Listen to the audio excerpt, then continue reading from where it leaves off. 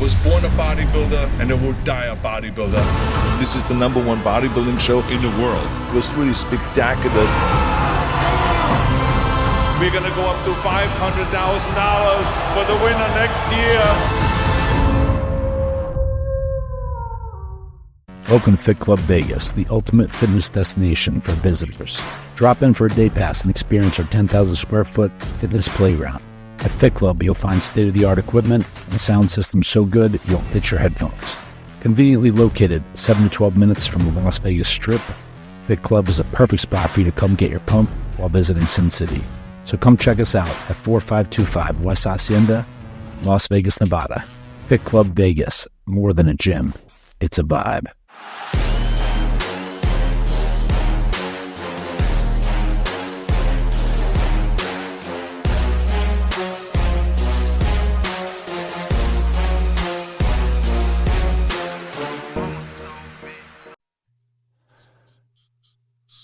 A lot of memories. And I'm going to put the camera on you. And I'm going to let, you know what? Nobody, they can just hear me. They can't see me. But I'm going to let you, if you were going to announce a show. Oh, dude, I'm not. You need to announce it. So to announce the Cutler cast, announce the Cutler cast. You'll go. What camera am I? Are you ready? Right here. We ready? Yeah, we're ready. We're good. It's on you. Right there. Ladies and gentlemen, boys and girls, bodybuilding fans of all ages, welcome to the Cutler Cast, featuring Manager Man and the man himself, former 4-time Olympia champion, Jay Cutler. And what about yourself? Yeah, I'm just a guess. What is the body? I am chopping that up, and I'm putting it from now on. So now you can introduce me, like in that same vein. I know. Well, I mean, I'm going to introduce you as Bob because not going to use me as you have many monikers, but. This is true. Someone U.S. champion, bodybuilding representative, those of bodybuilding. You are a Masters Pro World Champion too. That's true. I know that. Yeah, that's his string right there. And in the longest running amateur career ever. This is true. But that's where we met, was the amateurs, right? If you remember. Yeah, but I'm just, as we were kind of researching, and you know what? What was the first year? 1981. No, you're right. Very close, but no, and deference to yourself, Matt, because you're usually pretty good. The info that's out there is actually not exactly correct. My first show was actually 1979. And it was AAU, though. Well, there wasn't even anything. It was just like a local show. There was no affiliation or anything like that. There was no NPC yet. So if it was anything, but my first, other than that show, my first 4 or 5 shows were AAU.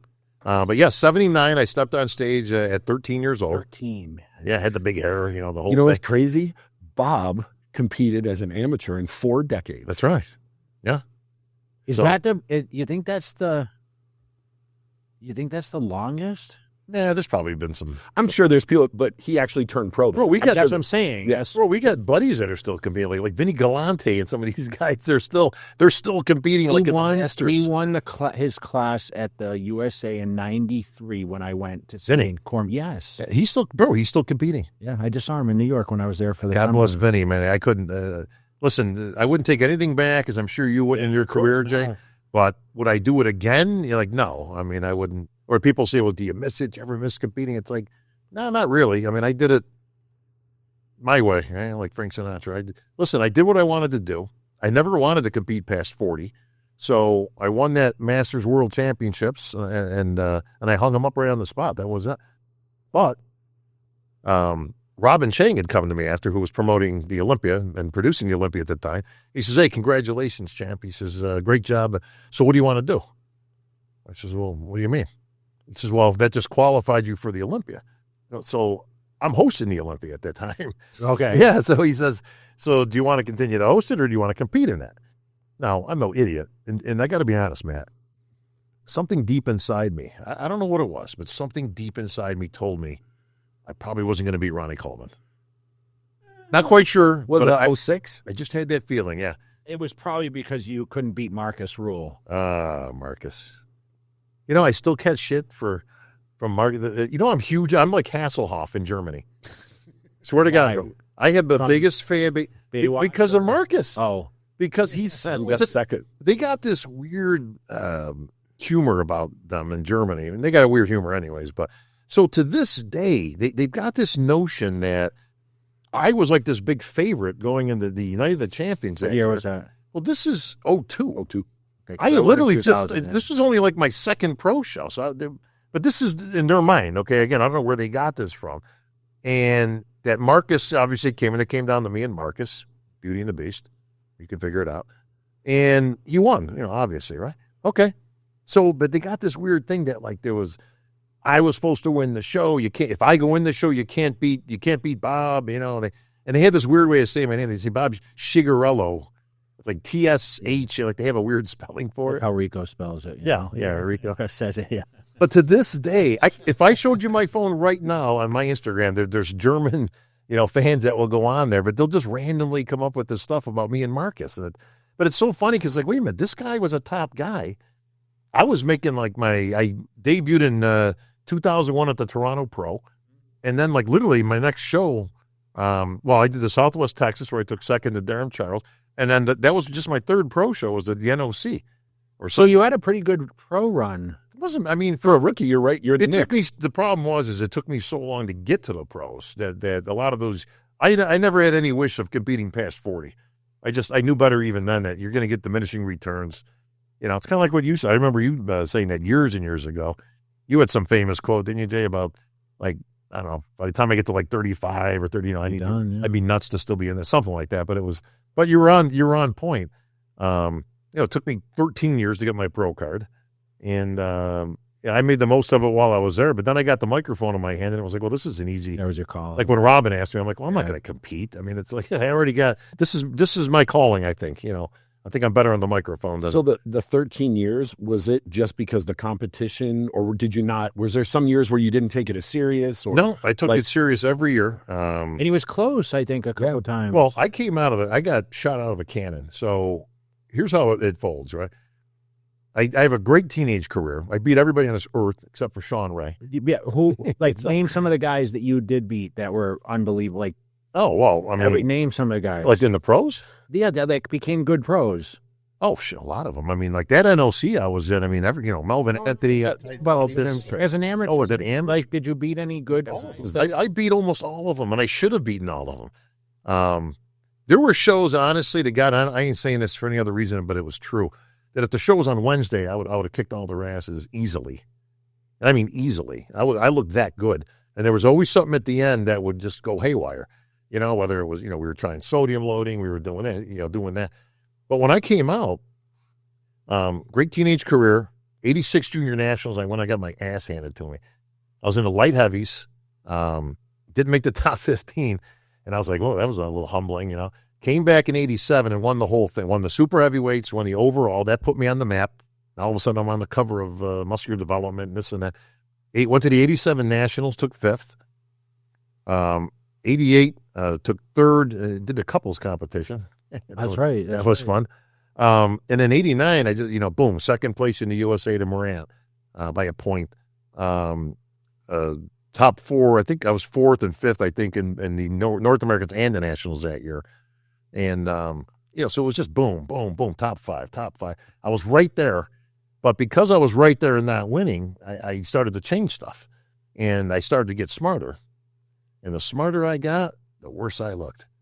Just started getting way too convoluted, just too much stuff going on. What was it? I know, but you talk about stuff. Like, what was kind of the protocol then as you went into a show? Like, we talk about carb depleting, sodium depletion, water depletion. Like, what was it like then? Because it seems like we have this controversy of the physiques being so much better in the golden era. And what number one, what would you consider the golden era be? Or, like, give me a time frame. Well, is it Arnold's frame? Is it the Haney era? They shouldn't. They kind of use golden era a little bit too much. Like, to me, when we were growing up, the golden era was Arnold and the Venice Beach guys, right? Gold's Gym and all that. That was the golden era.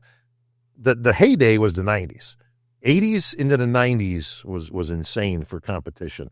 From amateur to pro. I mean, we talk about these names like Mendenhall, Liedelmeyer, Edgar Fletcher. I was in that group for a while until I got out of it. These guys didn't even get their pro cards. Didn't even get the Ken Casagnoli. Oh, yeah, he was. Right? Yeah. These guys would wipe the floor with anybody today and probably do very well in the pros to boot. But it was that hard back then. First of all, there was Dean Caputo. Well, here we always talk about the much talked about the greatest NPC amateur of all time, which of course was the '91 Nationals in Pittsburgh. That lineup right there is pretty much tells you everything. Kevin Levrone, who came out of the juniors, boom, won it. Beats Flex Wheeler. Beats Paul DeMeo. Beats a guy named Ronnie Coleman. I think you remember him, right? In fourth. Matt Mendenhall in fifth, who shouldn't have been fifth, but because I was sixth. Chris Cormier in seventh.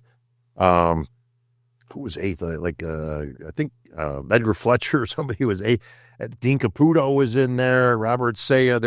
You went all the way down the line. This was a national show. Top 15 was just wild, right? It was just insane. But that level of competition is what you had every year. There was no super heavyweights until much later. So it was a tougher competition. They was just... should plug it on there, actually. What's that? That lineup is like the most insane lineup. I've ever seen the pictures of it. Oh, it's crazy. It's absolutely crazy. But one guy turned pro. That's it. What about, so talk about the protocols. So the protocols back then were real simple. Very low carb. First of all, we overdid everything back then. Overtrained. Twice a day. Everything. Yeah, we trained body parts twice a week back then. Like when I was growing up, because that was just what you did. You went to the gym. Why? The guys told you what to do. Why though? Because that's magazines, or because of probably a combination of goers, magazines and the local guys that were there. And that's what they did. And I had actually the advantage. So being out of Rochester, New York, and Samson's gym, Danny Padilla came out of there. Pete Grimkowski came out of there. Like we had a very rich bodybuilding history. But the protocol back then was you trained body parts twice a week. 6 days, a Sunday off. Monday, chest and back. Tuesday, shoulders and arms. Wednesday, legs. And then you repeat it again. Chest and back, shoulders and arms. And then now you think, oh my God, like that was way overkill. But that's what you did back then. And when you started a pre-contest prep, there was no easing your way into it. Like I remember, it's 12 weeks out, boom, I'm on the bike for an hour. Bam, from nothing to an hour, because that's when cardio came in. Before that, the guys never did cardio really. But the bike was the way. Bike was the preferred method, or the treadmill, slow. But it was always slow paced, no running, no nothing, just slow paced. Or you're on the bike just doing this. That's it. But you started in an hour, 12 weeks out. And then it was just a low carb. There was no refeeds. There was no junk days. There was none of cheating, stuff, right? Yeah. No cheating. Anything. You didn't deviate anything. No. And like diet soda wasn't a thing or anything of that. Bro, stuff. we were as happy as pigs in slop when Equal came out. Right? You'd be putting that on everything. Because it wasn't Crystal Light or any of that. Well, it wasn't stuff, sugar, right? It wasn't sugar. It wasn't anything. But there was two things back then: saccharin, which sucked, and then they came out with Equal. Is saccharin like the pink things? Yeah, that's the pink. That's the pink one. Yeah, got the wool paste. Yeah. Nobody wanted it done. Yes. Then Green low. Yes. Then they came out with Equal, and that was the game changer. And everybody, you're sprinkling the top and eating the top. You're sprinkling the top, you're eating the top, right? Then you're licking the bowl, with the. But it was such a low carb. But then where we would mess up, or you could make a case, maybe that's why the physiques were better. The whole contest prep was a low carb, basically. But then you would really go like zero carb, like the last week, give or take. And then you give yourself 3 days to carb up. And that was kind of a standard protocol, which worked for the most part. But we left so much on the table back then. Like we could have been so much better back then if we didn't overtrain, over diet, and over everything. So you're saying the physiques probably came in flatter, so the condition was better, and then the rare freaks were a few of the guys that still had the crazy round muscle doing that protocol. Yeah, because it was really a genetic thing. And everybody did the same thing with little deviation. And it wasn't until years later I'm like, well, wait a minute, why is my middleweight buddy carbing up at the same amount of time I am? And I outweigh him like 50 pounds. You know what I mean? It didn't make any sense, but again, you just kind of did what you were told, and there was no gurus, there was no trainers really. You had your training partner and anybody else that competed. You shared info, but listen, the videos speak for themselves, and we had some crazy physiques that were dry, small waist, all those ideals were still there, and it wasn't until Dorian Yates really came around that he kind of ushered in that whole train less but train harder in the gym thing. That was the first time I went to training body parts once a week.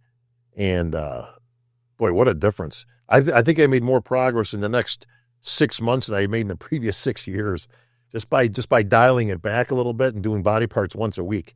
But the methodology back then was to go into the gym and get bigger, and it wasn't until years later where you went, wait a minute, you don't actually get big in the gym.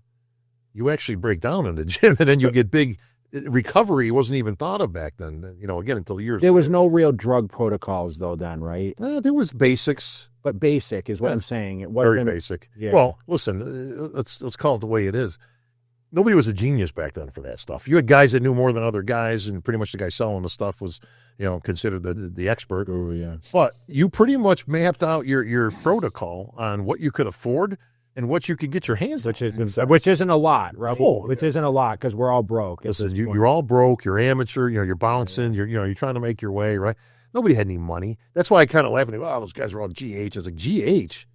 Like, are you kidding me? First of all, I didn't even know what GH was. Secondly, we wouldn't even have been able to afford it even if I could have gotten it, right? But no, you took the basics. You took DECA, you took TESS, and you took, Primo or maybe some Winnie. And that's if you could get it. I was going to say your protocol just came down to Well, what you would the dealer do- had. What you would do is make it work. you had X amount of dollars. Like, all right, so I can afford 24 of these.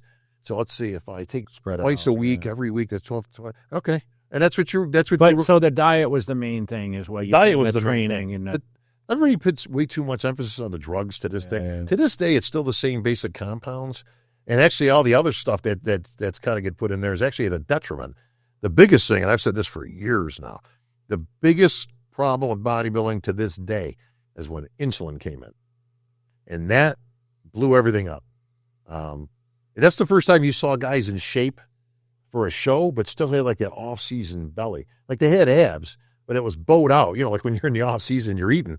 And it's like, what year would you say that came about? Was it after like the Yates story, like 1993? Yates pretty much ushered that in. 92, 93. If you notice, even at the pro level back then, everybody started playing the Yates game, the size game, right? Like Fuchs and Nasser and all those guys. And some of them ruined their physiques trying to Dave catch. Palumbo even, yeah. Dave Palumbo, even in the amateurs, I mean, he was big as a house, but, the waist was big and everything was kind of blown out.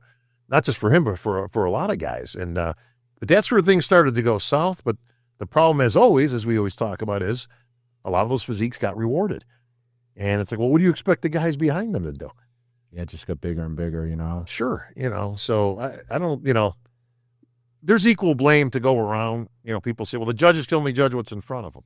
It's like, well, yeah, but you're only going to put out there what the judges are rewarding. What drew you to bodybuilding, though? I mean, for someone to start at 13, most kids are like, I played football in high school. I mean, that's what I was looking at. Yeah, I knew nothing about, I didn't know how to like weight train necessarily. I mean, what are you around that makes you even see a bodybuilding thing? Do you remember, like I saw Chris Dickerson in a book when I was 12. My sister's boyfriend had the book and he had the scrap laying around. This wasn't 82 either. This was just like earlier. This was like on 85. Okay, yeah. So he had the books laying around, and I'm like, man, that physique. And I thought like it was the most outrageous thing I ever saw. I was into sports big time. We played everything: baseball, football, any sports you can think of, and then in the high school football, of course, and all that. We were like state champs, so I was very much involved. But at 12 or so, it was just a comedy. I was a huge comic book collector, huge. So back then, all the Marvel comics would come out. They were like, Who's your favorite? any of the Avengers stuff was always my favorite. So I collected all those, but I remember that when they Still have them? Yeah, that's Oh yeah, I Still- still got a lot of them. Yeah, We got a lot. How do you have them, Steve? I still got them. Yeah, Oh, really? Yeah, saved them all these years. But I remember when they were 20 cents a piece. Yeah, so you can go up there and get 5 for $1. And I remember when they went to 25, and it's like, oh man, now you can only get 4. Yeah. That's the way it was. You're talking late 70s, right? But so I was big into superheroes. The Hulk came out, on TV. Huge. Stanley. Yeah, huge Lou Ferrigno fan and all that. And Pumping Irons, had come out, and I had seen that. So there's Who was your person that you were drawn to in Pumping Iron? Schwarzenegger? Or? funny thing is, everybody thinks it was Schwarzenegger, but for me, it was Big Lou. But here's something that You played Big Lou, didn't you? I did. He didn't like that too much, but I'll get into that in a second. But I was drawn to Lou for a few reasons. One, he's a big Italian guy out of New York. Okay, check. The fact I didn't have hearing problems as a kid, but I had speech problems as a kid. Oddly enough, I'd speak for a living, right? But I had to go to a speech therapist and the whole thing. I had a problem with R's and everything else. I had an S. It sounded more like cows and S's. And but I identified with Lou because he had speech problems, him because he was deaf, mine for whatever reason. So to me, he was like an instant guy to me as an inspiration. And it was cool to meet him like years later. Like he came to Rochester to guest pose, and it was like my last teenage show, I think, or somewhere thereof. And I'll never forget. So there he is in the front row, and I'm basically clowning around at that point. I'm finishing out my teenage career, so it was very clear I was way ahead of the local kids, you know. But I came out and I actually hit one pose and walked off the stage. That's Why? Just to do it, just to be an asshole, you know. I mean, yeah, I came out. It was like the beginning of the Superman, you know, but it starts out real low and it builds and it builds. And so I came from a kneeling position. I rose with the music. This thing just must have taken a minute and a half to do one pose. And then I came up and arms up, boom, hit a double by, bam. And the music stopped and I walked off stage. And Big Lou was in the front row just kind of grinning, you know, like he thought that was kind of funny. But so I won the show and then I got to meet Lou and all that. And then I would meet him years later, you know, of course, in bodybuilding. So our good friend Roland Kickinger calls me, and he got the part to play Arnold in this A&E movie called See Arnold Run. That's right. And it's going to be a movie about him running for governor, and then they would keep flipping back and forth between his bodybuilding career and him running for governor, kind of weave this thing together. Okay. So Roland calls me. He's like, hey, listen, man, they need somebody to play a young Lou Ferrigno. I'm like, huh. Now, it's like December. It's dead off season. I'm as big as a house, right? Ain't got a line on me except the crack of my butt. And, but I'm like, bro, I don't know. He's like, no, it'll be fine, you know. So he introduced me to the people, and I sent him a picture. I'm like, oh, man, you actually kind of look like Lou. I've gotten it all my life, of course. So he's like, hired. I'm like, okay, great. So I got the part. And actually, what's cool for all our internet sleuths out there, if you go and you watch the Malcolm in the Middle episode that I did with Chris Cook and a whole bunch of other Rich Piana, Cormier was in there, I had all these people, you'll notice I got these big sideburns kind of working. That was during that time? Because I was growing them out because I'm playing Lou Ferrigno like a month later, circa 1975. Yeah. So for anybody that watches that, they're like, man, you had some big burns. I'm like, yeah, well, that was for a different part. But but the funny part was, I didn't know this, but apparently Lou had put in to play himself. And well, they said they needed a lot younger. Well, they wanted the younger. It was supposed to be like 1975, so they, they didn't take it. So I ended up getting the part over Lou. I said, oh, apparently I make it better at Lou Ferrigno than you do. He actually looks really good for his age. Oh yeah, and he looked good then, but they didn't want to go that road. You know what I mean? Hey guys, Jay Cutler here. If you have not heard already, I launched my own TRT clinic. TRT Kingdom is now live. If you guys want to schedule your consultation, please click the link below and you'll get all the information you guys need for better health. So I want to ask about American Gladiators, and you were the original Titan before that fake Natty Michael. Well, actually not the original. There was actually a Titan before me. I thought you were the first, and there was no. That was actually the second. So there was this big black dude who was a Titan before I got on there. I got on in 91, 92, that season. They threw me right on the tour. We had a big tour bus. How did that come about? Kind of a friend of a friend. There was a guy he knew out of New York City who was kind of in the business of kind of like what you do. It was more like a manager type guy. He calls me up and he says, "Hey, they're casting for a new." And I didn't know him kind of through the business, through the industry. He worked a lot in bodybuilding, getting bodybuilders, commercials. Not Mike. What's his name? Mike Lyons. Yeah, Mike Lyons. You know him? Yeah, of course. Mike Lyons. Hey, he's in Florida now. Wow. Yeah. So Mike Lyons, right, who I had met through some other people. We used to stay in touch, too. He was trying to get me to do modeling all the time. Yeah. Always modeling and different things. Nothing ever came out of nothing. But he calls me up and he goes, "Hey, this is Ling." He says, "This is perfect for you." He says, "They got this thing called the American Gladiators." I know what it is. He said, "They're looking for a new gladiator." He said, so, I had to go to New York like next week, and they had a tryout. So 30 of us showed up, right? There's 30 bodybuilders. Anyone else of big name? There was a few guys, but I can't remember.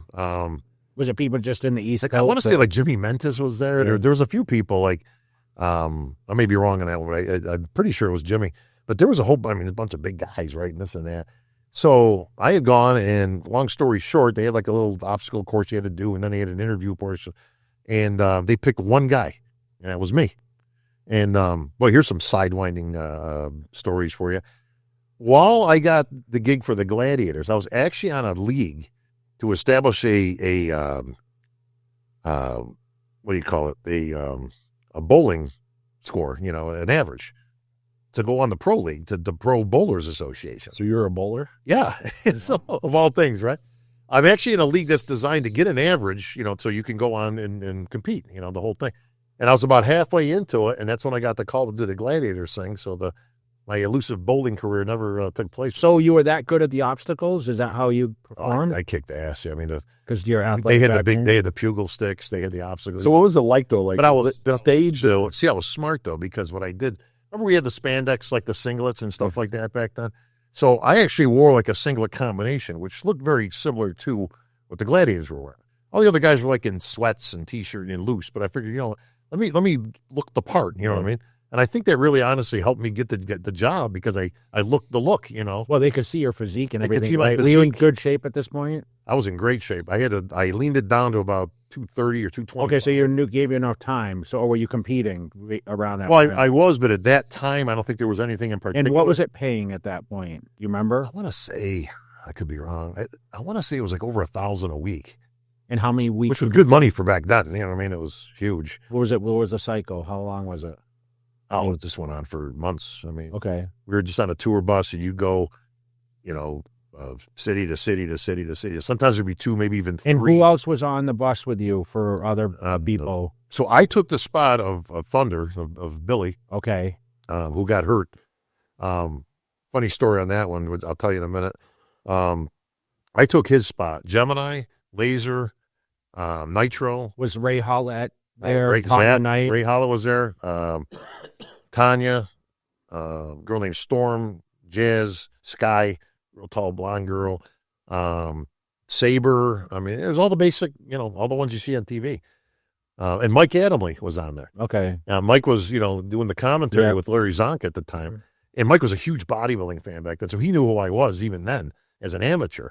So he's just hitting me up. We're on this tour bus, and he's just hitting me for info on diet and what do you do for this and what do you do for that. did you get to like beat the shit out of people though? Oh, yeah. Okay. I didn't know if it was because But no, your record when you did this thing. Michael Hearn was undefeated, correct? I was undefeated in the joust. Okay. So you stand on the platform yeah, and just I just would kill people on that, but the other stuff, it was hard to say because they could score points, you know, or things like that, or you had to catch somebody on a wall. But interesting couple tidbits there. One, when I got there, they had to make an outfit, you know, for me, you know, type of thing. They were customized and all that. Well, the only thing they had at the time was Billy Smith's outfit, and then they were going to, throw a thing that said Titan on there. They gave me the name. I didn't have any choice on that. But Billy was huge. I mean, he was legit like 6'3" and 300. so I put this thing on, and it's huge. I mean, I look still like a little kid. So they're pinning it and all this crap, you know. So the first thing I ever did, it's all pinned up and until they got mine made. But holy crap, talk about making. So he got small. injured and never came back, or He never came back after that. No, a lot of the guys got it. The injuries was a problem. so like especially that when you're tackling the people. Remember they had a run and That's how I got throw the hurt. ball. Okay, so yeah, what was that called? Do you remember what? That was Because you had to run and score. They kept yeah. You had like the little the Yeah. baskets there and all that. It was like Breakthrough and Conquer or something like yeah, that. and so That's where everybody got hurt. like ACLs and that kind of stuff. Everything. You had no. I mean, you had little pad, elbow pads you could put on things of it. It's just the nature of the biz. But you were going to get hurt. I tell you what hurt the most out of all the things. Oddly enough, Joust was cool. I mean, you just got the cream people up there with those big pugil sticks. The wall was brutal because they got those little cups that you got to hang on to, but they stick out about that far. Like for people that do climbing and stuff, that would kill you. Your fingers would feel like they're coming out of their sockets because you're chasing somebody up this thing. So you're grabbing these, but all you can grab is from your first knuckle, you know, and we were bigger generally than the competitors. They were fast and they had to work their way there. But the other problem is you're coming off of 6, 7, 8 shows in a row. So you're hammered. I mean, And how often were the shows? Well, they were twice and sometimes even 3 times. Sometimes there'd be twice on a Saturday. Okay. You know, like we'd roll into Orlando or somewhere, you know, and they'd have 2 shows. You know, you'd be getting killed out there. And now you're rolling into somebody's town who's got their family there. Like, this is their moment to shine, right? They're going to beat the Gladiators and all that. So they're fresh, and like I say, we're crushed, but it was a lot of fun, man. I mean, back then though, like people are so washed in the social media era now that like, I'm more recognized way more, and I'm sure you're the same way. Oh, yeah. But what was it like? Were you more popular from that, or like being in the magazines and bodybuilding? Because that was national TV. Well, more than magazines, I think. Really? A lot of people, I mean, I would get recognized as one of the Gladiator type of things. I mean, because you don't wear a mask or anything. Well, I wasn't there that long. Unfortunately, the thing ended up canceling. Like we finished the season, and then it went to the end. But there was a big power struggle. Actually, if you watched, I remember I saw the documentary. There was 2 documentaries. One was very good. I think that was the Netflix one. There was another one on ESPN that was more on the guy who started the thing. This Johnny Ferraro, whatever his name was. And I didn't like him at all. But there was a big power struggle between like 4 parties. It was the Samuel Goldwyn people who produced the tour, MGM. There was a guy named two Brians. There was one Brian East Coast, one Brian West Coast, who were both producers. So everybody was fighting for control at that time, which they touched on a little bit in the series that they did out of the special. Unfortunately, like they actually were talking about like all the crazy stuff on the bus and this and that. So they must have filmed that stuff just before I got there. Because they never interviewed you for any of the No, I thought actually I might be on there because there was footage. But I think I got on just because I started like mid-season, like when I got on there. So all the crazy stuff must have happened before I got there because I didn't see any of this stuff on the bus and all the crazy trysts going on there and drugs and things and whatever. But So next time you see Michael Hearn, tell him you're the real Titan. Hey, listen, he took it to a whole nother level. He's the Titan. His son's Titan. He's got So you migrated to California eventually, though. Yeah. What year was that? So my goal, I went out there early night. Actually, right after the Gladiators, I went out to for a short time. We had some friends that lived out there. I was able to stay at their place and In train. Venice, or This was like right off. Not too far from Venice and all that. So I was able to train at Gold's and do my thing, which was really cool. But it was like a year or so, and then I basically went back home. so around the early 90s. And then I started the gym. So this is early 90s. So after the Gladiator thing, didn't get renewed. Okay, what am I going to do? Interestingly, another quick. I got so many weird Forrest Gump offshoots of my career. So Vince McMahon at the time had started the WBF, right? And I had just finished the Gladiator thing and all that, and I was like, all right, so what am I going to do? Well, I get contacted. I still have the, like I told you, all of my comics. I save everything. I still have the invitation from the WBF. So they invited 2 people, amateurs, to join the WBF and the crew that they already had, all the Zucolato and all those guys. And it was me and Paul DeMeo. And I was like, they invited me out to shoot. Remember they came up with their magazine, the Bodybuilding Lifestyles? Well, if you look on the inside, there's me demonstrating exercises that we shot in Vince McMahon's house at his home gym. So they invited me out to Connecticut, and it's exactly what you'd expect. Guardhouse. Was it ridiculous? Who's yours? Yeah. They got the thing. Okay, go ahead. Oh, yeah, it's ridiculous, right? Big winding road, brick house, but the big courtyard. It's exactly what you'd suspect. The gym that was second to none, his own home personal gym. And I shot, and like I say, if anybody looks at the Bodybuilding Lifestyles, the first issue, I'm in there demonstrating stuff. And they invited me to join the WBF. And then that folded. So when did it start and when did it fold, the WBF? only around 2 years, 91 and 92. And that was like, Stridham was paid like 300-something thousand, and Or this, like crazy. Yeah, I think he got like 600,000. Some of the other guys got, like Mike Christian got. They all started businesses on it. Yeah. Gary Stridham started his crazy wear business. Mike Platinum started everywhere. But all those guys that were smart, invested in something other than the car back But then. back then, talk about like how much money that was, because people have that. Oh, that was significant Yeah. because It's would it be? yeah, I mean, if somebody offered me a contract for $600,000 now, I'm taking No, it. I thought it was like he got like a 3-year deal Well, for it might like have $1 been million. You know what I mean? I think it might have been a 2-year deal I for heard 300,000. So it was a total of But 600. 300 would be like That's a lot of money 800 now, right? Yeah. Listen, those guys were making bank. All of them had new cars. They were all, even Padilla got a contract. And again, he's from my hometown. So now he was on the more the end of his career, but they still gave him like $150,000. And then he was on for a couple more years with ICA Pro. And talk about like the Weeder contracts comparable to that. Yeah, Like we're like 30 to 50. Oh, yeah, they weren't even. Well, because we never had any competition. So, listen, they could have done better with the guys. I mean, I love Joe. I know you did too. But for the money that they made, those guys really should have been compensated better for back then. But all of a sudden there's competition, and all of a sudden now there's other contract. Now they're trying to keep people. And I tell you what, man, if that came around now, it'd be a whole different scenario. Why didn't DeMeo take the deal at the time? Well, I don't know what his circumstances are. I know he was a little messed up back then, and ultimately it cost him his life. But ultimately what happened is probably the same thing to me, is the WF ended up folding. So were you on board to do it, even though like you were trying to chase a pro card? And I'm an amateur, and I'm so but now I'm thinking. Now keep in mind, this is like '92, so I've already been in the amateurs now. '87.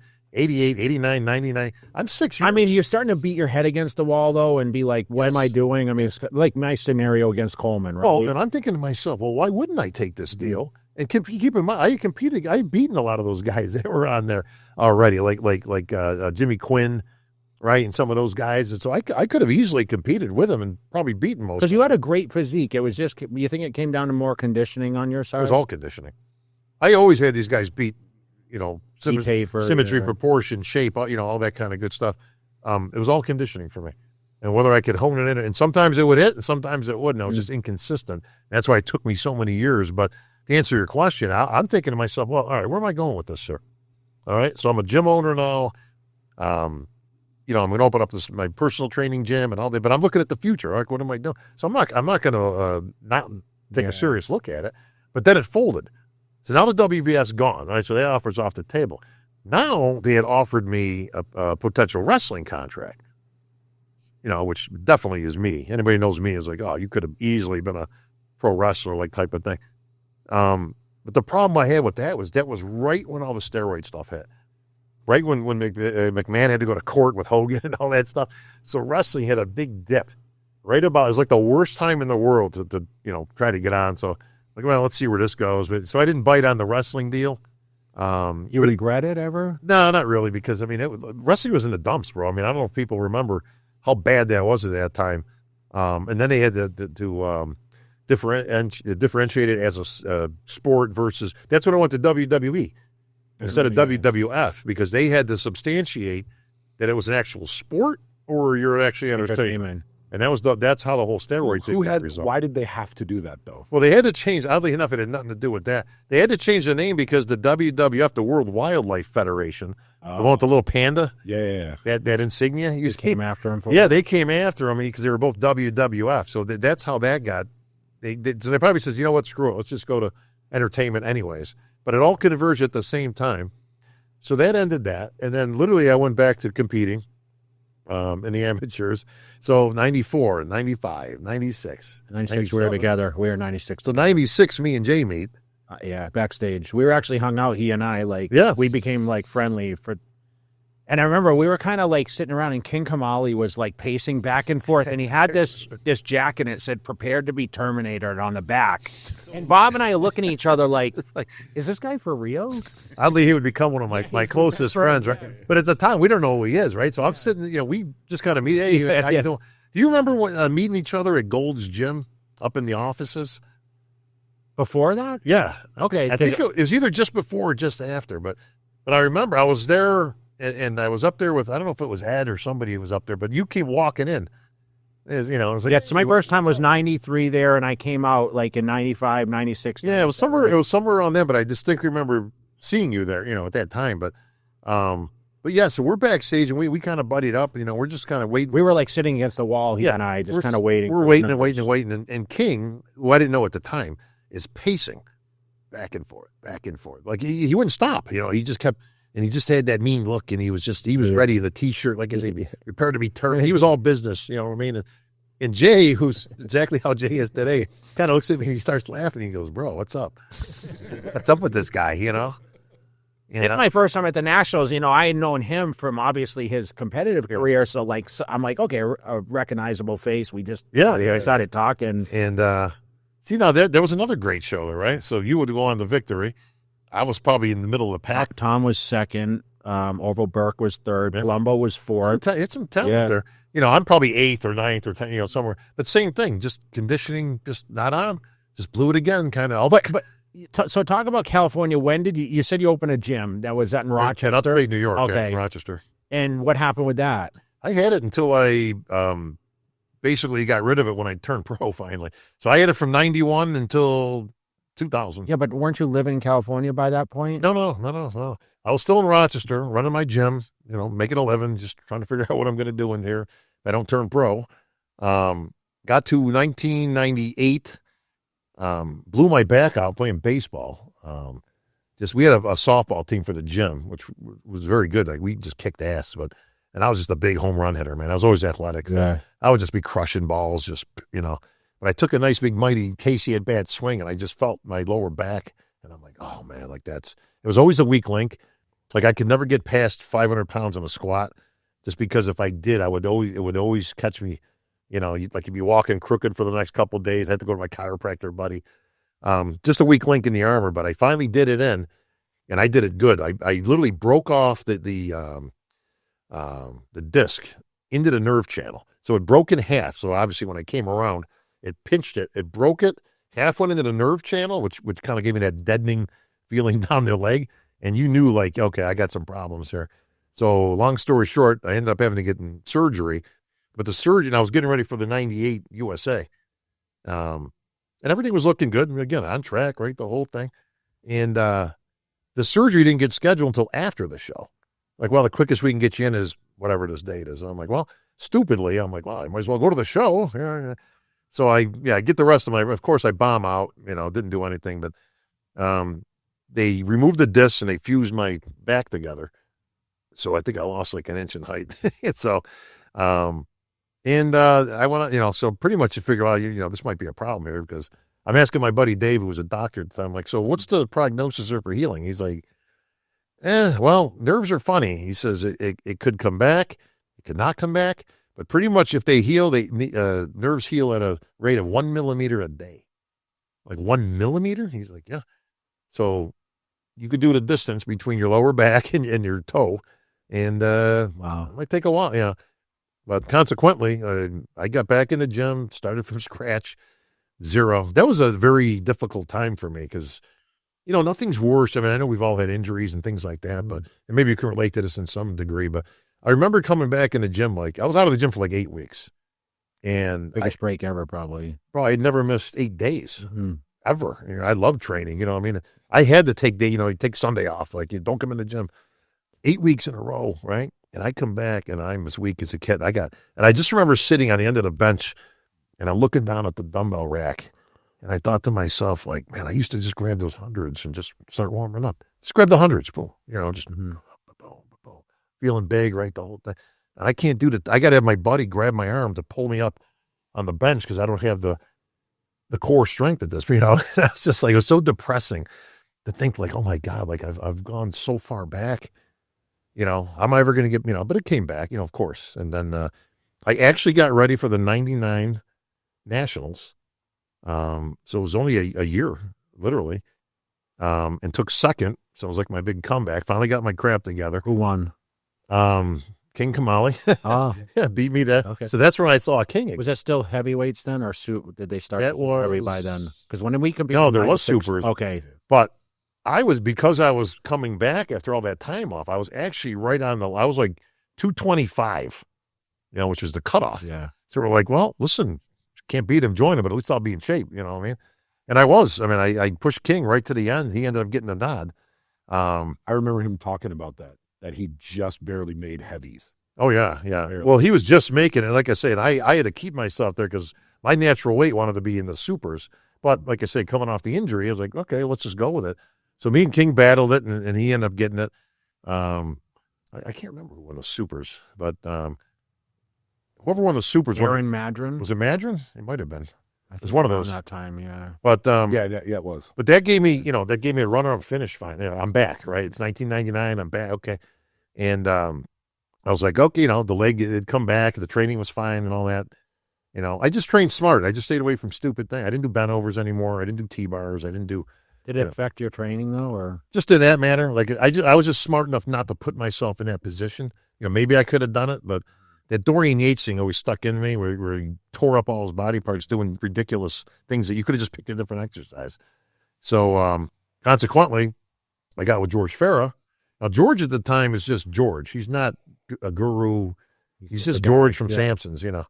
But he had a lot of knowledge, you know, about that stuff. He's like, look, bro, you know, if I could work with you, I think, you know, I can get you that pro car, you know. I'm like, okay, let's rock, you know. And the funny thing is, remember I was telling you guys before, like the smarter I got, the worse I got. We actually, by the time we came back around, it was like the most simplistic. It's almost like I came back to when I was Teenager. 21 and stupid, but I was really good. I didn't know what I was doing was wrong, and it didn't really make any difference because it was working, you know. So George kind of refined the stuff and all that, and we rolled into 2000 USA, and boom, you know, I won the supers, won the overall, and I finally made it. That was my first national show I ever went to. Was it really? Yeah. Where was it? That was in Vegas. Yes. Yeah. John Lindsay, right at the UNLV, the whole thing. You know, I forgot, but I was going to bring it. I still have an autographed picture from you. I still have it. Hey, that's worth big money on. Were you with GNC then? No, I had. So I won the USA. Boom. Now I'm gonna hopefully move out, but I need money, right? I mean, I got. Was that your dream? I mean, you've been to California back and forth. Because I know when I went out always there, a dream. like what held you back though? Finances? Finances, because I never was going to have that. You know, like we read that. Like I remember reading Bob Paris's book, Gorilla Suit. I did. It's a great book for any bodybuilding fan out there, right? From back in the day. And I'll never forget. I'm reading this thing, right? And he's talking about how he went out to California. You know, he had this beat up car, right? He didn't have 2 dimes to his name, and he lived in the car behind the gym and all that. And everybody always took inspiration. I always thought to myself, what an idiot. Yeah.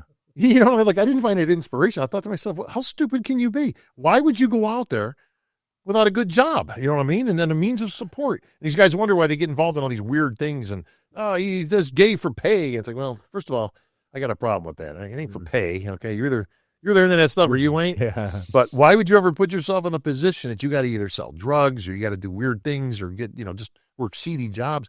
I don't know. How about get yourself in a position? And that's what I did. I won the USA. I ended up signing a contract with GNC, which is great. Okay, boom, gave me the finance. I put 2 paychecks into the bank, and boom, I made my way out to Greg Henry. Yeah, so that's right. He ran that. Let me tell you something. Yeah. Greg Henry, and I hope he sees this. Thank you. Great guy. Yeah. Because let me tell you something. It was Greg Henry that put me on the map. I met Greg at the Nationals that year. I went to the Nationals. I think it was Victor won. And I was just walking around. I bought some 8x10s with me. I didn't know what to expect. I mean, I was obviously very... in New York, that one. Yeah, I was in New York. So I remember, yeah. And I remember going by the GNC booth, and Greg Henry was there, who ran the booths back then. Great guy. We would become great friends after.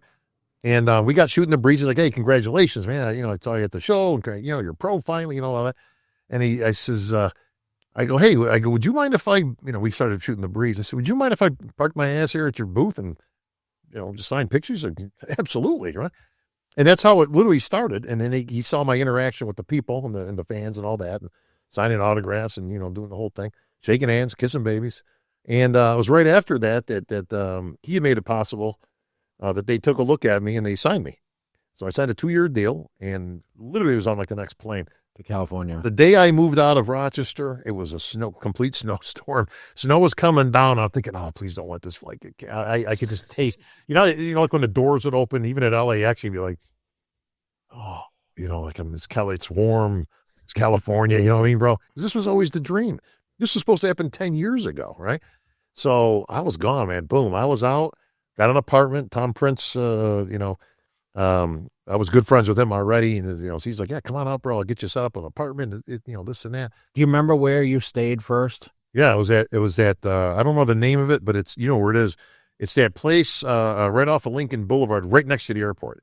Okay, like it's the last thing you come up to. It's on the right side if you're coming up Lincoln, and if anything past that, you're going into the airport. Okay, and it's right there. It's a big, nice place. Of course, you got double pane glass because you can hear the jet planes, yeah. But it's the first place. Do you remember what you paid? I don't. Because it's like crazy. Yeah, I was like 4 times as much. It wasn't. But you moved closer later, right? Oh yeah, I moved into Playa del Rey. Okay, which was a little bit better. It's a nice little community. Do you remember the first day you walked into Gold's when you moved there? What was it like? Tell me Tell me the feeling. You know what the feeling was? The feeling was I made it. Like I finally made it. Like seeing my picture on that wall. I made it. Like they can never take this away. Because it took me so long and I had so much to overcome to get that pro card, the USA became my Olympia. Like that was it. So you had the picture because they remember people that don't know. Yeah. They have all the national winners up Right. there in the USA. What they did. Yeah, they still do. Do they still put up a new picture every year? Oh, I don't know whether they still. That's what I mean. But yes, so your picture was that was a who was? Do you remember who you followed? So if 90 Melvin Anthony, Melvin Anthony. Yeah. That was a huge badge of honor back then. If you remember, like getting your like now they're a little more gratuitous with it. They got stars on there, things like that. But people in other sports. But back then, if your picture was on that wall of goals, you were a god walking in there. And that's just the way it was. Like you earned your spot. So that was huge. Did you get to pick your picture? Yeah. Did. Yeah, they So actually you have a front double bicep, right? Interestingly, I got the only black and white that's up there. Yeah. And it's right in the middle. Like when you look at it's literally, it ended up just by circumstance right in the center. But it's still cool, to this day. I'm sure it is for you too, Well, listen, I always talk about the aura of Gold's Venice. And I remember when I walked in there in 93 for the first time, I went for that USA and I saw Cormier win that show. Yeah. But I remember walking in there and dude, I spent 5 hours in the gym and I felt like it was an hour. Oh, because it'd be like watching, like, oh my gosh, that's so-and-so. Oh yeah, you'll see stars, you see bodybuilding, and I became friends with a lot of them. I'd see, like James Caan, I became friends with. He was a regular, loved bodybuilding, and all the Ray Liotta we'd see all the time, and it was all the regulars, but it was just golds, man. Like this was it, the promised land. Then I got to meet, he actually meet Joe Weider, so I got a meeting with him. I think Tommy actually arranged. Mm-hmm. And I went up to visit him and had a meeting, and the whole thing. And he, and this was classic. Like you remember the first time you walked into the Weider office, right? And you walk up and you go, oh my God, look at this building, right? Yeah. You walk in and there's a receptionist and there's statues and all that. Statues and big giant pictures of a lot of art. Yeah. And Ferrigno and right Zane and all this stuff, and they kind of, you go up the elevator, one floor. Yeah. You don't want to take the stairs, right? Yeah. And then you go into Joe's office and Joe's got a table twice the length of this, you remember? And it's exactly what you would think Joe's office would look like, to the T. Like if you were to draw a picture, this would have been the big giant table, right? Stuff everywhere, statues and stacks of, the books and, things, stuff laid out on there. They're looking at a new cover, whatever. And there's Joe. You don't want he got the voice and the whole thing. And, we shot the breeze for a little bit. And, I'm going to give you some money, the whole thing, And then we ended up doing something later. It actually didn't. It took like a while to get anything. They were just slow, But it was mesmerizing. I mean, to meet Venice Beach, man. Though it's like I still like Venice. Yeah, I do too. This is the last time you were there. The Golds. Oh, Golds. It's been a while. It's been some years actually, maybe 4 or 5 years. You were Dave Borley's training partner. I remember for a while you guys would all train together, but you'd hang out at Max Muscle Firehouse. The Bob Bowl. Bob Bowl. It's still there. Hey, nobody else had. Not Arnold. Not nobody has a bowl. So every time we go there, the Firehouse Cafe is like it's historic. Oh yeah, for all the healthy food. I mean, the bodybuilding breakfast is amazing. Pancakes are bro, you'd eat there 3 days a day. 3 days. 3 days. Yeah. 5 days a week. So 6 days a week. How did that come about? Yeah. The Bob Bowl? Yes. So I'm a regular there now, right? And when I say regular, like we're in there again, 2 treats. Sometimes breakfast, lunch. Okay, so breakfast, lunch, dinner. Oh yeah. Sometimes we go in and get the breakfast burrito, or the pancakes. Those buckwheat pancakes, man. Oh, I like the multigrain. Or I used to get the multigrain. Okay, yeah. But with peanut butter on there, of course. But we were regulars there, so we ate there all the time. And interestingly, I was getting ready for one of the shows, and so obviously you're starting to get limited on what you can eat. So I'd get 2 of those flank steaks they used to have, and a plain white rice. And then the only thing you could really have at that time, because again, it was peppers and onions. You know what I mean? So it's for any kind of flavor. So they used to bring this stuff to me, but they would always bring them on different plates. So the steak would be on a plate, or the white rice would be on a plate. Vegetables. The vegetables were on a plate. So I started asking for a bowl so I could dump it all in there and kind of chop it up and throw some Cholula on there, And so they started to do that. I mean, hey, can you bring me a bowl with, yeah, sure. So I would do it in there, chop it up. Well, then they just started putting it in the bowl, right? And then other people were starting to ask, like, hey, what's he got there? What's he eating? It's, oh, well, that's just his only, it's 2 steaks, white rice, peppers, So it's just Bob's bowl is really how it came. And then that became, they started calling it the Bob Bowl, right? And then people would order it as such. Hey, I want one of those Bob Bowls. So the gym goers would hear about this or see it going on, and that's how It literally says Yeah, Bob Bowl on the menu. because at any time there's 20 of us in there, right, from the gym. So everybody started kind of, so they would just order it by my name. At that, hey, give me that same thing, Bob. Give me that Bob Bowl, right? So one day, like a couple years goes by, right, and Lako comes, the owner, and she says, "Oh, I had new menus made. Take a look." We're like, "Oh, okay." It looks like the old menu. We're flipping it. And she's like, "Yeah, take a look." So what are we looking at? And then she finally looked down and she added it to the menu. There it is, Bob Bowl. She actually added it to the menu. Like, oh my God, Lako, thank you. I should have got like $1 a bowl though, man. This is like 30 Well, I bucks. got a Jay Cutler bowl and like for teriyaki Right. and all that. So let me ask you this: so you ate there 3 times a day. Yeah, Wait, who would you go sometimes. with normally? Tom? Would you Always go with? Tom. Yeah. And how would you split the bill? Like who would pay, or would you go back and forth? we would just go back and forth. Yeah. Because it's expensive, the Bob Bowl now. Well, it is now. How much is it? $20? It's like 30 bucks. Is it really? It's like $29.99. Because it's double steak and Yeah, it's not cheap there, but again, 12 ounces of steak. we didn't care. can you still eat a Bob Bowl if you go there and eat the whole thing? Kidding me? Listen, the words "I'll take the rest of this to go" has never come out of my mouth, bro. Ever. Yeah, I could down one easy, but it was sad the last time I went there because the whole area degraded so bad. It's a different place now. Like, and without Max Muscle there now, because, I mean, I had a piece of that for a while, and Dave was there, and you guys used to go and hang out at the So store. here's a great Max Muscle story.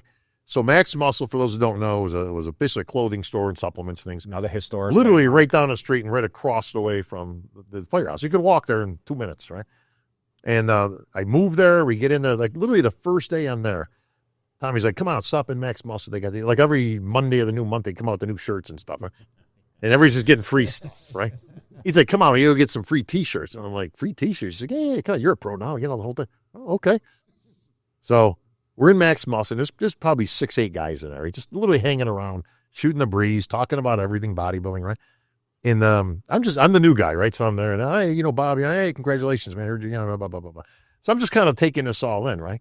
And they're talking shop, and I got to keep chiming in because I don't know what they're talking about, right? And he goes, the one guy says something about Bane, right? And I go, I look at Tom and I go, "What did he say?" Yeah, He goes, Bane, And I'm like, "What's Bane?" He goes, New Bane. I'm like, "What's New Bane?" yeah. And he's like, "You don't know what New Bane is?" I'm like, "No." They were talking about this stupid New Bane stuff, right? Yeah. Well, it's basically an injectable painkiller is what but Tom would all those guys were taking this stuff, right? Now, I'm from upstate New York, right? There is no Bane, there's no nothing, right? Yeah, no. So I don't know. I have no clue, but I was so green to that lifestyle and stuff. And he goes, "You've never heard of New Bane?" I'm like, "No." I go, what's the point of it? I'm like, "Why would you take it?" And he goes, "Well, because it's, you get trained past the pain barrier and this and that." And I go, "But why would you want to do it?" Like, I don't get it. Like, it wasn't, he's like, "Well," he goes, "Let me tell you this." He goes, "Let me tell you something." Now you got to get serious for a minute, right? He goes, "Don't ever use it. Don't ever try it." Okay. He's like, it's one of these things I wish I never even would have tried. Stay away, Now he knew I was a square. I've never even been drunk. Ever. So even at your victory party. Yeah. I've never been drunk. I've never been high. I've never done coke or any, I was just always been a square like that, you know what I mean? But which Tommy knew, and it was kind of funny to him, but I was like, "Oh, you don't have to tell me, bro. I mean, I'm not getting anywhere." So it was like a shock to you. Like that was part of the whole. Well, what was a shock is all those guys are gone. Like when you look, like we were talking about looking up at the wall, there's a certain era that they're all gone. Eric Fromm and Tommy and Duval. We had Duval. Yeah. Who else? Like, there's just Titus was in there, but he's obviously Titus. Well, yeah, he's seen better days. That whole crew, though, there's like, oddly enough, the only person that is around is Chris Cormier, who's probably the biggest partier of everybody overall, and Chris is out there kicking ass, right? But there's legit, like, there's 6, 7, 8 guys that aren't here anymore, all from that era, and it's like, wow, like that stuff, Unfortunately, that's another one of those downfalls in bodybuilding. We talk about like insulin, things like that. You know what I mean? Did it help you moving to Venice, like training on that equipment and being around that culture? I think so. Yeah, the equipment was 10 times better than. Was it motivating when you went to the gym on a daily basis training that? I loved it, man. I mean, I just talk about the difference between Rochester versus going to Venice and training. Well, first and foremost, the weather, of course. I mean, I trained in every. You're training with a parka on. Well, and wearing boots to the gym, taking off the boots, putting the shoe sneakers on. It's a snowstorm. Think about that stuff. Are they gym posing early or up in the East Coast? So, I mean, you're not. I literally remember, okay, the gym's probably going to close because it's snowing pretty heavy right now. So I literally had a rush to go to the gym, and okay, the gym's kicking us out. Say we have to close, right? But these gyms were big. Yeah, they weren't heating the place, right? It was just cold. I remember warming up with my winter coat on. But you'd smile, was it? Because when I moved to California, I moved in to 99, and I remember it was like my career went from this to this. Well, different equipment of like kind. Like when I remember going there in the early 90s. I told you I was there for a year or so. And Matarazzo was there. We became good friends. He was from your neck of the woods, wasn't he? Yeah. And there were, it was a little cliquey back then. I had to be honest, but there was like Flex and Chris Cormier and Rico, and they all kind of hung They didn't together. like the new people coming in. No, they didn't really embrace it. They talked a lot about that. And they especially didn't like East Coast guys. So me and Matarazzo kind of, instantly became good friends. How impressive was Matarazzo when you met him? God, Mike. The arms and calves were wild. Mike was he was genetically gifted in a certain couple of areas, but the best time with ever Mike is we were at one of the shows or whatever, and his father's there, right? And I don't know if you ever met his father. But, so his father was a shorter, big Italian guy, right? And Mike's got that Boston accent, with the whole thing. And he's like, yeah, hey, Bobby, hey, take a look at my dick. Hey, Pops, show him your calves, right? Everybody thinks I got big calves. His father pulls up his pant leg. His calves made Mike's calves look like an amateur. Like his calves were that good. And he never trained a day in his life. This guy's eating, ham sandwiches and stuff. He's a big Italian father, That's the sad part I feel about bodybuilding today is remember they talked about Matarazzo's calves or even like Roger Stewart. They do these articles. These guys had these crazy, like Matarazzo's calves. Have we seen anything like it since, really? I haven't. No. The only guy that came close was Fankhauser. And I mean, it's like DeMayo's legs. Yeah, like DeMayo's legs. Yeah. They're crazy. I mean, do you see anyone today that have, Big Ramy has big legs there's certain guys that have crazy legs, but DeMayo's, for some reason, it stands out a lot more than me, how they were built. It's very true, but the gene pool has been significantly watered down over the years, unfortunately. So, we talked about this a million times, but, people going through the turnstile a little too quick. When they get there, they're not ready. And this isn't good for anybody. It's not good for the sport. It's not good for the federation. It's not good for the athlete, because the athletes, by the time they get there, are done.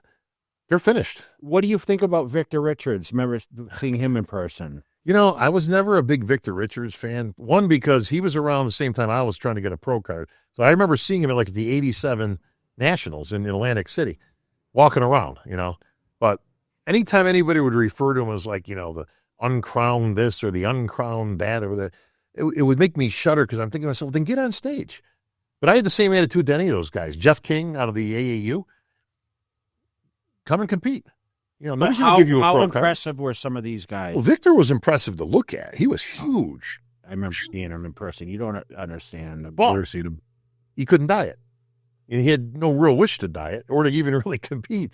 So the problem was when you're busting your ass to get there, and then the guy getting the headlines is this guy who doesn't even step on stage. I got a problem with that. I to be honest, I used to have a problem with that with other people, like Greg Valentino, who actually is a pretty good historian. If you ever actually talk to him, he was in Venice in the early. Yeah, but he knows everybody. Like he was around. He ate dinner at his house and all that. All the stories and stuff. He's a very good historian when he just talks about bodybuilding. But I didn't know him at the time. But all I know is you got this guy with these ridiculous. But he would be getting the headlines and stuff. Here, I just won the USA, and I'm on page 48. In the back. You know what I mean? It's like, what? Why aren't I in the? Did you get to see the Barbarian brothers? Oh yeah, prime? I knew them very well. I was good friends with David. I shot with them a whole bunch of times because he was very artsy and creative, and he liked to, you go out there and you do all these weird poses. What was the draw of those guys? Well, they were in the right place at the right time. Like they hit it perfectly in the early 80s. I mean, listen, they had the gimmick, right? They're twins. They're big, muscular dudes, looking like little Abner out there with the overalls and the, the Paul Bunyan-ish kind of look. Rock star. Insanely strong. Yeah, they had those bad wigs working there. But they were a commodity because they were characters. And if you remember, I mean, they had some movies with DC Cab, Think Big. Yeah. I think was another one. There's like 3 or 40 that, but listen, they were campy, they were goofy, but you know what? They were making movies and they were doing. I remember seeing them coming in the early 90s when I was there. And I remember gosh, we used to see so much publicity on these two guys, but I couldn't tell them apart at that point because they both wore the same jeans and a tank top and that headband and all that. They got both of them were a little strange, obviously. David more artsy, and Peter was definitely, he got into like children's books, but then he started, I remember reading some of his rantings like on Facebook or something like some years back, and he was out there, man. And then, who was the most impressive bodybuilder you've ever seen? Could you say it? Ronnie was at his prime. Ronnie in his prime. What was Ronnie's best year? I mean, I know competitive wise 98, but was 2001 or 3. One was the 01 Arnold was pretty good. I mean, 98 was definitely. I've asked Ronnie 1,000 times in interviews, which Ronnie, if I line up all 80 Ronnie Coleman's, who wins? Of course, he's there. Ronnie Coleman. Yeah, okay, Ronnie. Which year? I got you. We asked him. We had him on the podcast. 1998. Immediately he goes to, which was his lightest but man, he was put together. But I remember Chad showing me pictures. 03. It had to be like before 03 or something, bro. And this is like 6 weeks out or 5 weeks out. And he just had pictures like on his phone, and I'm like, oh my God, like I have never seen, they're like gym pictures. Will anyone ever be like this, Bob? Hard to imagine. I don't see. Has anyone in our lifetime? Probably not. Maybe somewhere down the road, like we always, like I'm sure somebody saw Sergio and went, who's beating that anytime soon? Ronnie just took everything he had to the next level. 98 was crazy, but I got to keep things real as always, Jay. I had you beating him in 01. Yeah, I know, but that was circumstance because of the, not because of the physique. But I'm asking, I don't care. Who's the greatest Mr. Olympia of all time? See, that's a loaded question, bro. I know, but we all have our preferences. Yeah, there's a couple of different answers. Were the representative. No, I'm talking about physique-wise. Pure physique-wise, nobody's beating Ronnie. Ronnie Coleman at his peak beats anybody. Brings anybody you could put out there in their prime, in their peak, blah, blah, blah. Would Ronnie Coleman win today? Not even a question. Not even a question. Against Samson? Why do people compare Phil Heath and Ronnie Coleman as I think they're a good battle? I think they're comparable. No, will Ronnie Coleman win? Phil was actually, and I've said this before on record, Phil was actually a little bit more complete than Ronnie. Phil had almost no flaws at his best. Do you think Phil will be recognized in many years as one of the greatest physiques ever if he hasn't already got to that? I think he gets a kind of a short end of the stick sometimes. He does. Some people talk about, and I think to myself, listen, he had to bring up, you kind of caught the tail end of the social media. He was fully in it. But you take prime Phil, let's just take 2012, right, or 13, 11, 12, or 13, right? That physique right there, the greatest matchup you could ever have of our hypothetical matchups would be prime Ronnie, let's just call it 98, against Phil circa 2012. I don't even know who wins that. I mean, as good as Ronnie was, Phil was every bit as good, but he had no flaws. Phil had calves. He had hamstrings. His triceps were crazy. The detail was right there with Ronnie. I said this to Phil. Right? I think Phil is the only one that has an argument to face Ronnie at his peak. No, not even a question. It's not even debatable. Just the physique wise. Not even debatable. Those two physiques are the test. He's the one in the conversation. I feel Phil Heath with 7 wins is the most dominant of all the lengthy wins. I don't know. Maybe Haney. Maybe I'm wrong. No, because with all due respect to Lee Haney, and I love Lee Haney, he's great. Like we talk about representatives. I mean, Lee's right there with anybody, right? But Lee didn't have the pool that Phil had to go against. But did he dominantly win 8? Yeah, pretty much. I mean, because he did. I mean, you can't make a case.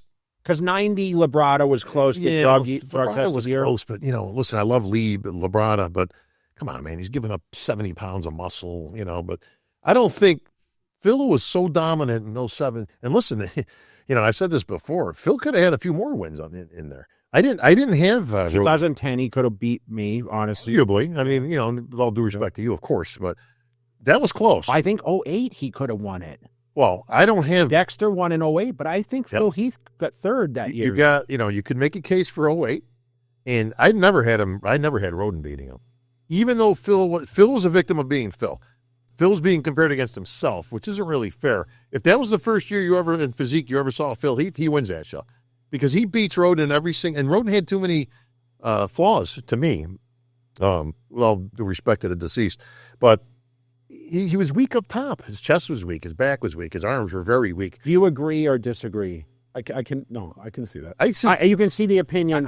You know what? That was the best Sean we have seen. I would say Phil was the best bodybuilder in the world still at that time. Yeah. But during that 15 minutes, Sean absolutely peaked, and his strengths were the things that Phil was warned to not bring back. It was all about the waist. Yes. And If Phil doesn't have that waist the year before, he wins all day long. He got penalized because he came back in the midst. Listen, he caught a little flack on the win the year before, right? Okay, listen, that's fair, right? And even Phil says that, that was fair. His abs were not great. There was distend. He was having a problem with the hernia thing. But when he came back the next year, they didn't improve at all. And he got spanked because of it. Yep. But if that was the first year of that, I don't think there's any question that he beats Roden. And the storyline. To me, he should at least have 8. He should at least be tied with those guys. But he deserves that respect. Because like I say, when you take him at his all-time, man, I mean, I remember in 13 when we were sitting there. Well, even Ronnie, as great as he was, he had some flaws. Like, listen, his calves weren't great. The hamstrings and his glutes were crazy. But the side tricep wasn't a great shot. His midsection, he had a tendency to be a little loose, in the midsection. Other than that, I mean, obviously he was kicking ass. But Phil, I mean, that was prime time, man. I mean, are we going to see any lengthy runs anymore? And I'm asking you because you're on the side, and I remember asking you last year. I said, Bob, can you tell what these guys look like standing at a podium down the side? Oh, yeah. And you actually told me there is actually no better seat than the position I have. I'm closer than the judges. And yeah, you don't get, but I get other angles, like when they turn around and stuff, I can see. Will we see any lengthy runs? No. Think about the Olympia since Phil lost, we've seen more Olympia. I was 11. Yeah. Phil was 12. Yeah, well, look at the trend. No, sorry. Dexter was 12. Phil was 13. Phil was 13. Sean was 14, and then it's gone. Brrr. Oh, what are we at now? What are we at? Now you got one-offs, right? What are we at, 18? Or? Wait, 2. Everyone else had 1. How many Olympians? How many Olympic champions? No. Yeah, Brandon was 15, right? Brandon was 15. Rami, 16. Hadi, 17. Derek, 18. Samson, 19. So Samson's 19, I think. So we've had 5 in 6 years. Well, and you're going to see this for some years. But let me tell you something. The guy potentially who's out there isn't even bodybuilding right now. He might be in some other sport. Yeah. He made it, even just started picking up a weight. We'll be old men, still waxing about the good old days. If there's any. I know what we're doing on this podcast right now. I think part of the reason we won't see it is Ronnie, like nowadays when someone comes up, the first thing they do is go straight to drugs. Yes. Where guys like Ronnie didn't do that. And they built that foundation. So when they did put it in their, we tell you, building a base, to your point, man, is the most. I trained from 12, 13 to almost 21. And eating macaroni and cheese and going to school, you're in high school, right? I mean, didn't take any drugs back then. And then, I knew about them. Listen, they had I was an avid, muscle book collector, muscle memorabilia collector. And they had articles in there about drugs. I mean, freely, like they'd have stuff right there talking about it, columns. So I knew about it, but I just, listen, I'm a kid. I feel like they kind of scared you away from it, though. Well, I didn't.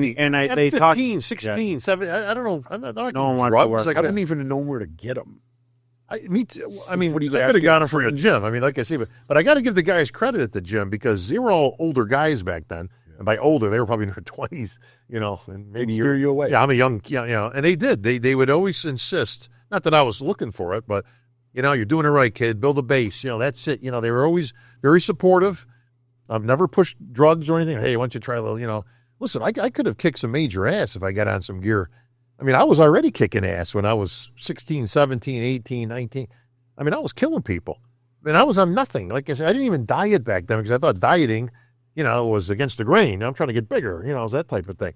But I knew back then, it's like, no, you got to build a base, do it right. And you're right, Matt. The problem is these guys, they start bodybuilding and boom, they're on the shelf. Pacific West Injury Law.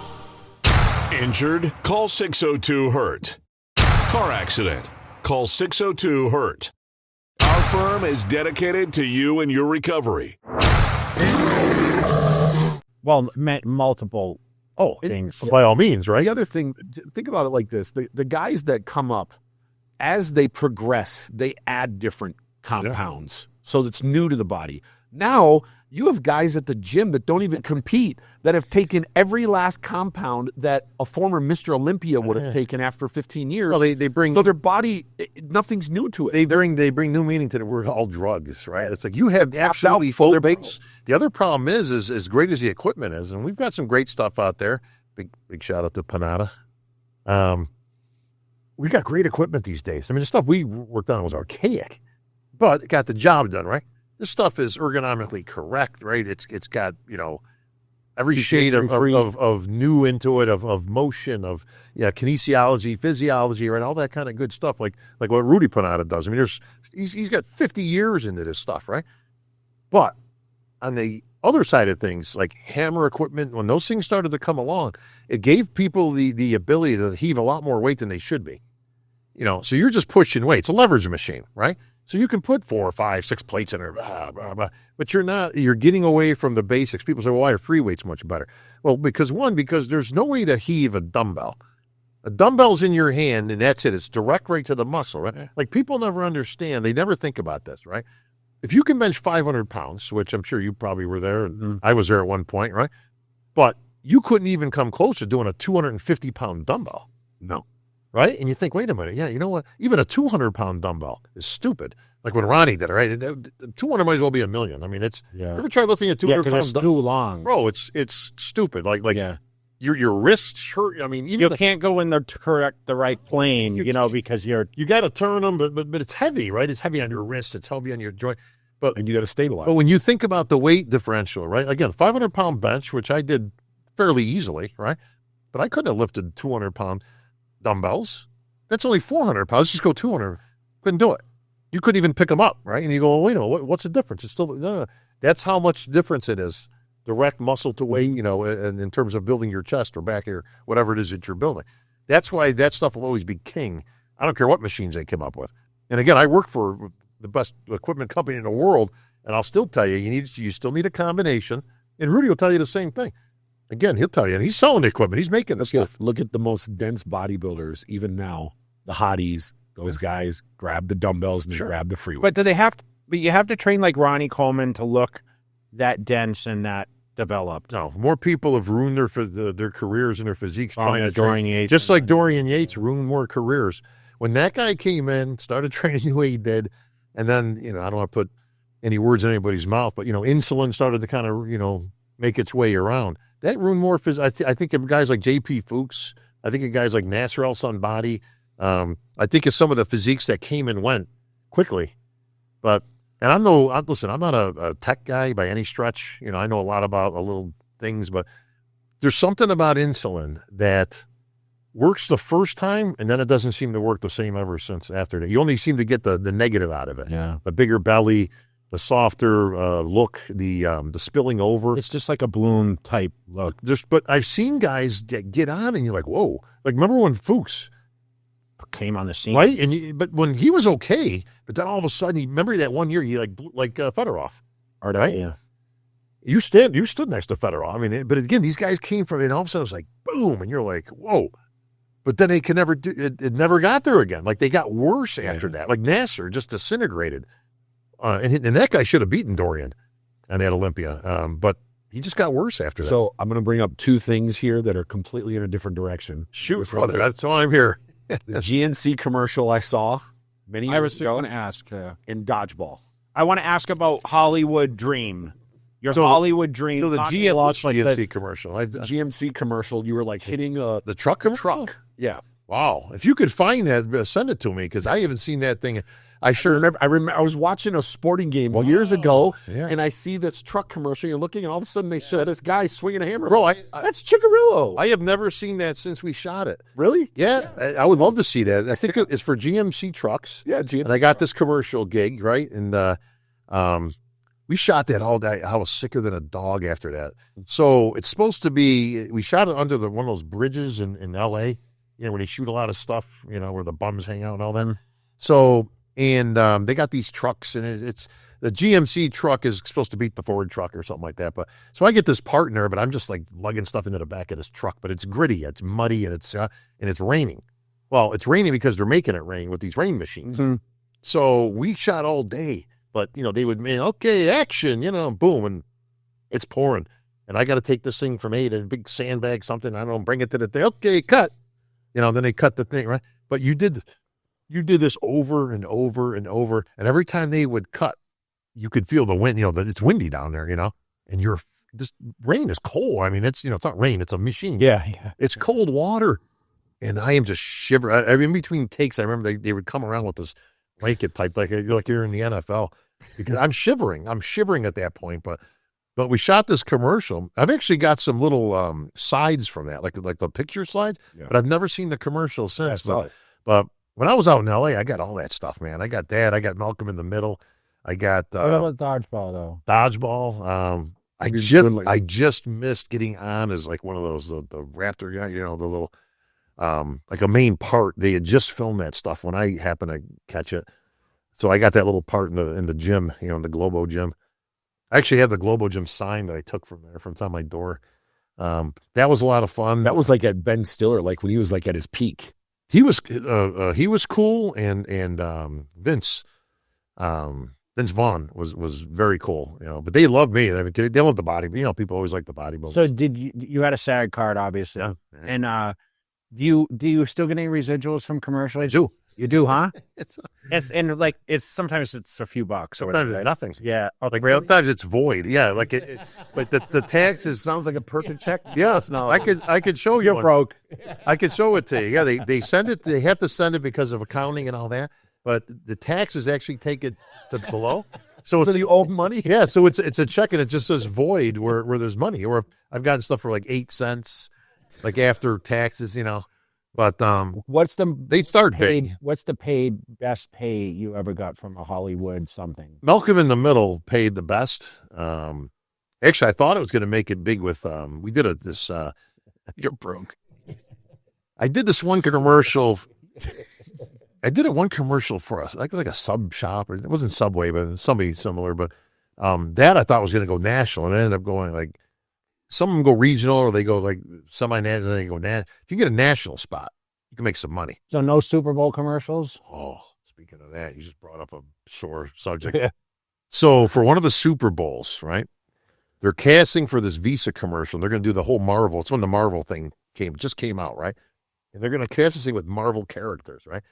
So I get wind of this. I shoot down to the audition. Of course, all the regulars are there, right? So I'm there. Blue Taylor. Dave Hughes is there. Yeah. Gunther is there.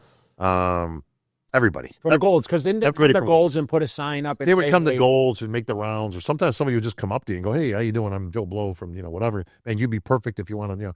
And I never had a manager, ever. I would just go to these things. I didn't want to get put on cattle calls because they're so general. Like they'll put you on anything because the only way they get paid is if you get paid. I went to a couple. Yeah, so you're going to go, "Oh, Jay, we got this gig for you." They're looking for a lifeguard for this thing. They're not going to cast me as a lifeguard. I look like a big bodybuilder, right? But you're going to go and you're going to waste half a day there and stand in front of all these idiots. So I never had a manager or anything like that. No offense, Matt. Yeah. No, I understand. So I go down to this audition, right? So I'm going for Captain America, of course. Yeah. Right? And I get through. Great. Love to see you again. Blah, blah, blah. I get called back again. I get the second call back, right? I get a third call back. Now I get a fourth call back. This is like in the span of like 2 weeks. They keep, hey, yeah, they want to see you again, the whole thing. And there's speaking lines and stuff. It's like one of those, excuse me, ma'am, I'm here to help. It's like one of those type of things. So they like the voice, right?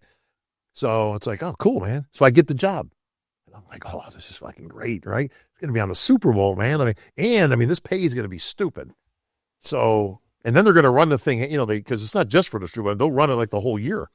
So they got this montage of different characters, right? So Dave Hughes ends up getting Wolverine. I think Gunther got Thor. Kind of makes sense. I can't remember. There's somebody else got one of the other, and I got Captain America. Great. So I go to the fitting, and they're going to make this outfit like, it's right to you, right? They got the fitting people, and they got the measurements, and they're sewing stuff on you. I go back for a second fitting for the third one. They're going to have it completed. So I'm home at my apartment there one day, and the phone rings, and hey, how you doing? Looking for Bob. Yeah, hey, how you doing? Yeah, how you doing? This is Manager Matt from the Visa commercial. How you doing today? Good. What's going on? Well, he's mumbling this stuff, and I'm not quite catching on. I thought they cut my lines right out of the thing, and I'm like, well, geez, that's kind of sucks, you know what I mean? But no, he was trying to in a roundabout way saying I'd been replaced. And I'm like, I've never had this happen. Like, anytime I gotten that far, you got the job. I mean, it's done, right? They're making the outfit on me, bro. It's finished, right? No, so they replaced me. And I'm like, I was stunned. I was so broken that I got replaced. I'm like, did I do something? With who? Well, that was the magic word, right? Because now I have no way to know what until this thing comes out. Well, Dave Hughes, who I used to see in the gym all the time, he got the spot for Wolverine, so he went and they filmed the event. A couple of weeks later. I go, hey, so I run into Dave at the gym. I go, so hey, he had already known this because we see each other every day. I says, bro, so he was as broken up as I was. He's like, man, you were perfect for that thing. You are Captain America. I know, right? So I said, well, who got the gig? And he goes, so he finds out when he gets there. So the casting director's brother ended up getting the spot. The casting director's brother. So at the 11th hour, yeah. Was he muscular? No, he was a geek. That was the worst part of it. He was a tall, thin, and he had this weird kind of, smirky look on his face. And they had the lines, and it was horrible. And I'm like, that's the guy that they replaced, but it cost me a shitload of money. But, listen, I was going to be on a commercial in the Super Bowl. So you think Dave got paid good money out of it? He made about, I think they made like $80,000 back then for the initial. Then they got, residuals. So, yeah, that paid very well. $200,000. Oddly enough, I would get my revenge shortly thereafter through Sean Perrine. God bless him. Yeah. He set me up with a buddy of his that he had befriended or whatever that worked for Marvel Comics.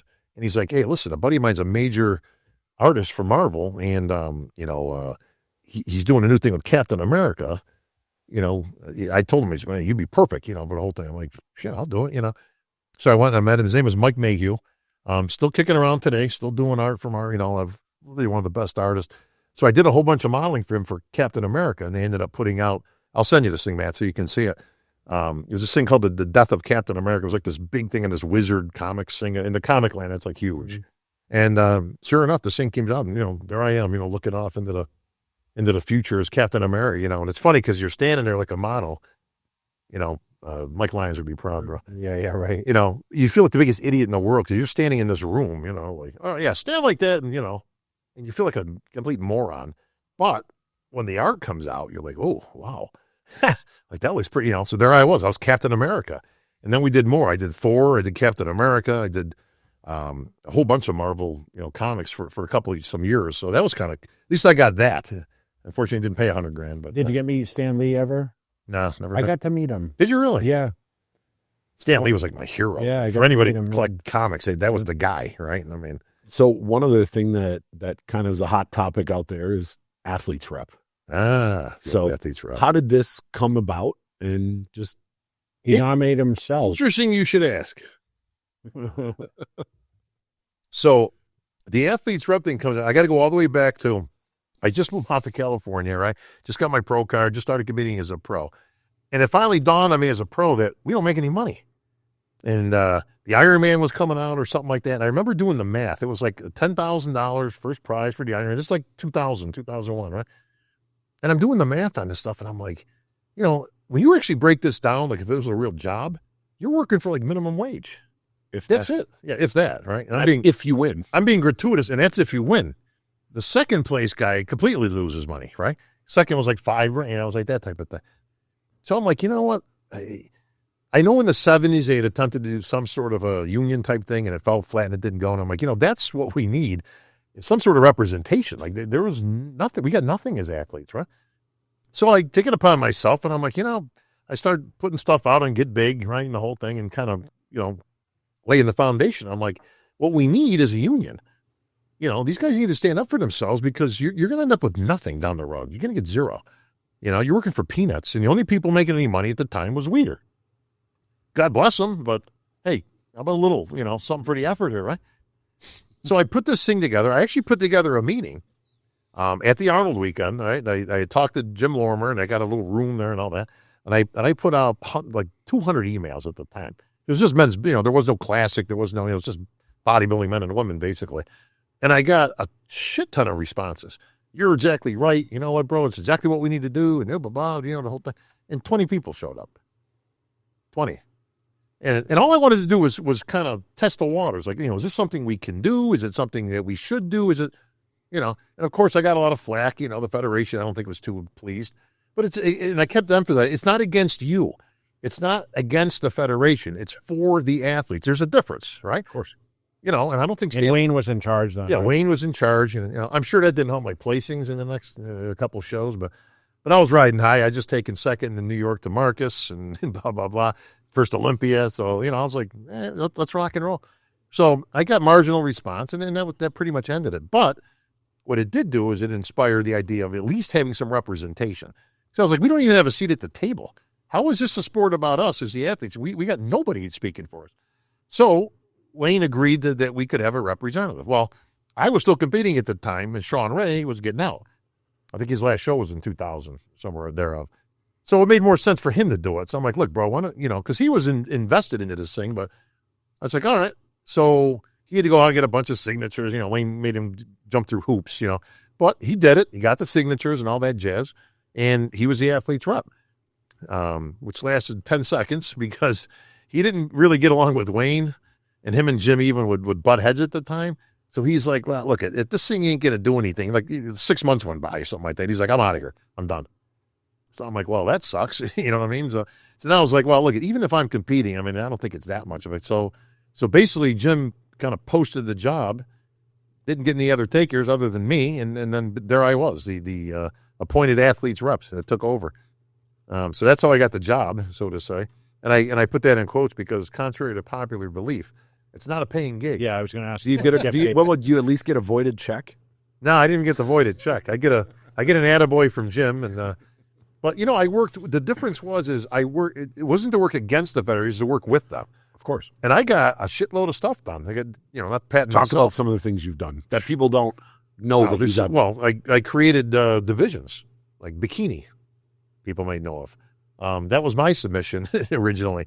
And listen, you don't do anything. And you're not a lone buck on this thing. Like it's got to go through the pro league. They have to approve it and all that. But I'm the one who initiated the proposals. Bikini, the 212, 202 back then. actually it was the 210. Oh, 210. Okay. I didn't know that. Put in this your archives. Right. So that started out as the 210, which I strategically put there because I wanted to take advantage of people coming down, from the class above and being able to go up to it. They kind of freaked out, long story short, and they ended up, they thought it was too high, we need to drop it down. So we dropped it to 202. I'm like, no, you're not, that's not giving enough. If you're in the light heavies, you only got 4 pounds you can go up, as a pro. I said, that's not going to work. So eventually we end up settling back at 212, which is fine, right? But gave those guys an opportunity. Women's physique, I put that in. I had health coverage for the athletes at one time through Aetna, remember our buddy Joe? Yeah. Right, Yep. with the Pro PTA. Yeah. We got kind of combined resource because nobody could ever get health coverage for a bunch of bodybuilders. Go figure why.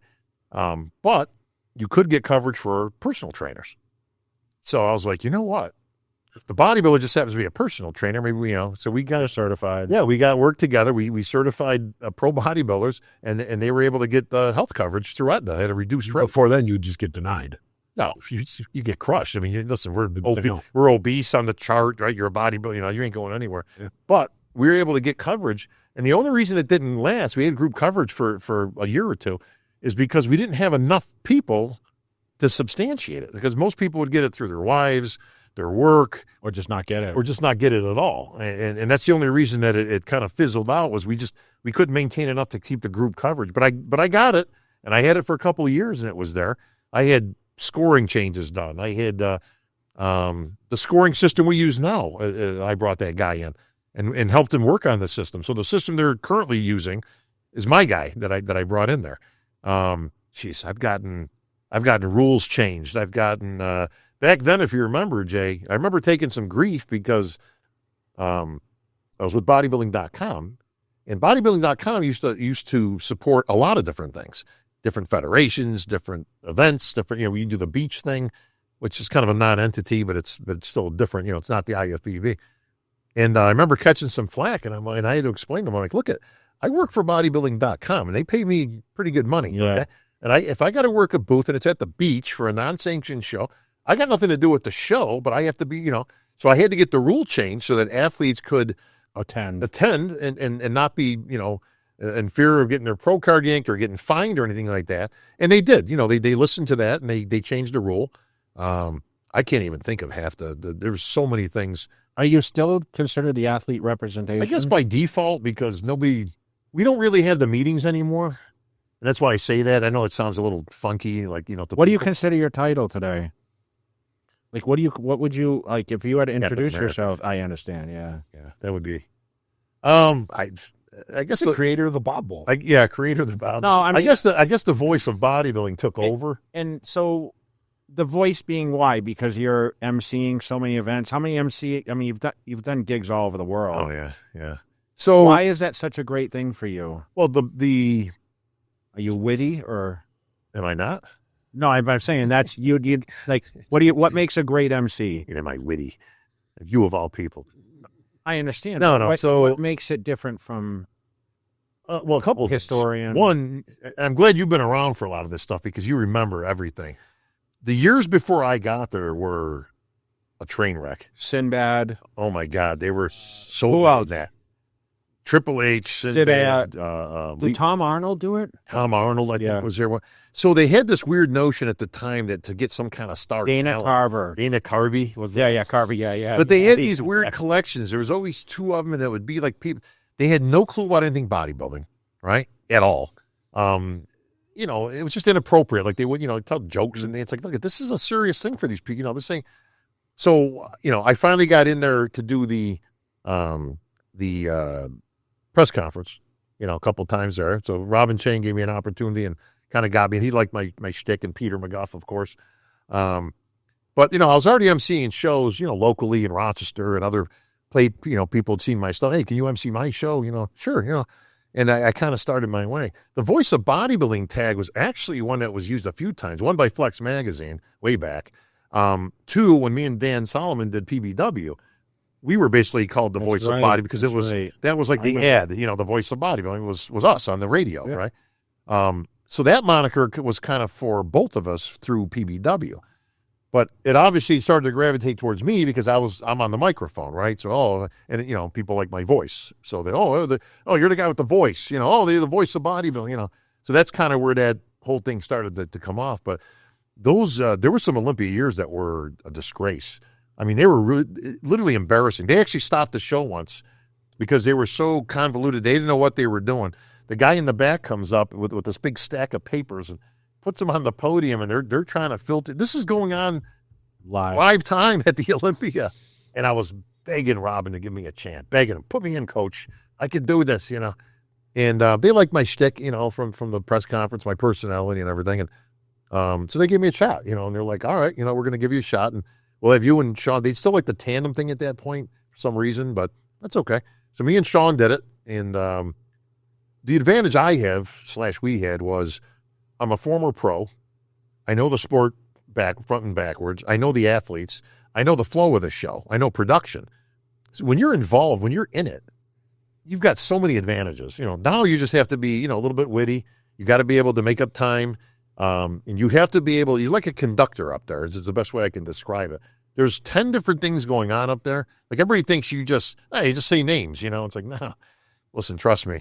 Okay, anybody who knows production can see there's 10,000 things going on that I have to be privy of, The judges, the athletes, the flow of the show, the press, the photographers, right? The fans, right? Because you're entertaining, right? You're out there to entertain and, but then there's a fine line. You don't want to be the radio guy.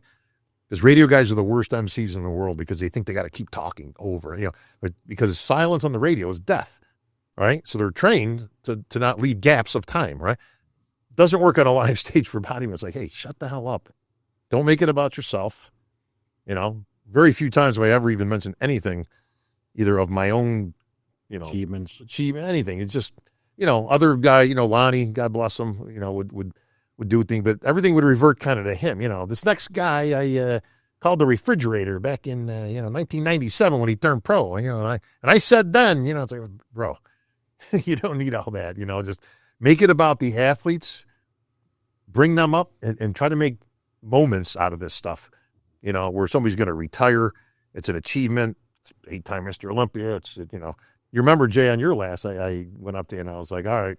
You wanted me to. What are we doing, champ? I didn't know if you wanted to, but I wanted to give you that opportunity. And if you remember, we had that conversation because I was like, listen, we go way, way back. I have nothing but respect, and of course, and we've always been good friends. But I wanted to give you that opportunity to go. All right, do you want to go out here? Or do you not? And you were like, well, I really don't know. And that's when I told you. I said, well, look, I'm going to give you the microphone. You do what say what you got to say, but this is your town, bro. You know what I mean? And that's what we ended up doing. Do you have any regrets on that? No, I don't. I didn't want to get emotional, and I think back then I look at now like with Bumstead and like it's accepted. Like, and I look at Samson, like it's okay in today's society to be more emotional. Where I feel like that made me invulnerable back in that era. Does that make sense to you? Yeah, no, it makes a lot of like. I didn't want to show much emotion. I don't. Did you think you were done at that point? Yeah, it was done. You knew you were done. I knew I was done, but I didn't want. I didn't want to get in that moment. Does that make sense? Yeah, I mean, I can see it two different ways. I can see one where, listen, you're Mr. Vegas, right? This is your hometown, bro. It's your people. It's your crowd. I don't care whether you won or you took 10th. People loved you. Also, I knew, and I had a feeling, because I know we had talked, that it was probably it. So I wanted to give you at least that respect of having that moment. Yeah. And I think that was more like, I was just so disappointed I finished 6th. Right. Because it was my worst placing in 12 years that there was just too much going on in my head. Like I really had higher expectations. I remember you. I know a lot of people didn't see it, but I did, and I saw you. You knelt down and you kind of felt the stage. Yeah, and I knew then. I says, that's it for Jay. Like he wants to remember this moment of last time on the Olympia, the Olympics. But like I said, at that point, I can't force you to do it. I knew I kind of wanted you to do it because I wanted you to experience. And I would have put you out right, bro. I mean, listen, you had standing O's. I still say it. I've done 10,000 interviews about the Olympia, of course, and people always ask, which is your top Olympia moment? And I've done 20-something of them, 22 now or something like that. And my answer's still the same. The year you beat Ronnie, to this day, I have never heard a crowd that erupt that loud in my life. Like you could feel the percussion of the crowd. You know what I mean? Because it felt like everybody leapt out of their seats and came 10 feet forward where you could feel it, man. Like it was, and I was like, oh my God. Like, I don't know if you could feel that, but I could. And I was like, oh my God, I've never heard a crowd just go crazy like they did. And then he beat the unbeatable. But it was just the emotion of beating the unbeatable. Listen, you made your, I've told you this 100 times, you made your career taking second place to Ronnie. Smartly. You were literally the people's champ. If people talk about the people's champ, you coined the phrase because you just got, everybody wanted you to win so bad. And it wasn't really against Ronnie more than people like to root on the underdog, right? And all that. And people are getting sick of people winning 5, 6, 7, 8 times. Here we go. But when I got that sheet and I'm like, oh, that's another part is when they you can't really show it, you don't want to tip it off even. I know people would look at me to try to maybe get some kind of like see if I'm looking at either one or if I got, no, bro, ain't happening here. But, of course I would draw it out some incredibly lengthy amount of time, get the audience going. God forbid I would ever do such a thing, Matt. Of course. But that's that is literally that's still my number one. I've had some great moments on it. We've had some great moments as a collective. But that to me, I can still feel like there's a lot of them. Like if you remind me of it, like, oh yeah, that was a cool.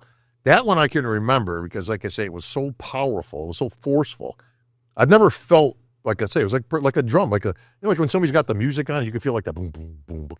That's what it felt like when they. Yeah, and I mean, people stood up. I think it just pushed the air, That's that I'm moment. telling was you. just- And it was in your hometown. yeah, it just, it was you saw it. Oh, that yeah. Well, the build up. It was talk about a huge moment in bodybuilding history. I mean, that was still number one. And there's been some great moments. Again, Ronnie equaling the title, was great. Phil, obviously the emergence of Phil coming on. Phil and Kai, that whole thing was fun. I mean, it was a different time though. Unfortunately, we don't have a lot of those personalities now. It's much more personal. Like when you think of like the Melvin Anthony's out there. Yeah, do you feel you were more tied to that generation because we were still kind of rubbing shoulders than today's era?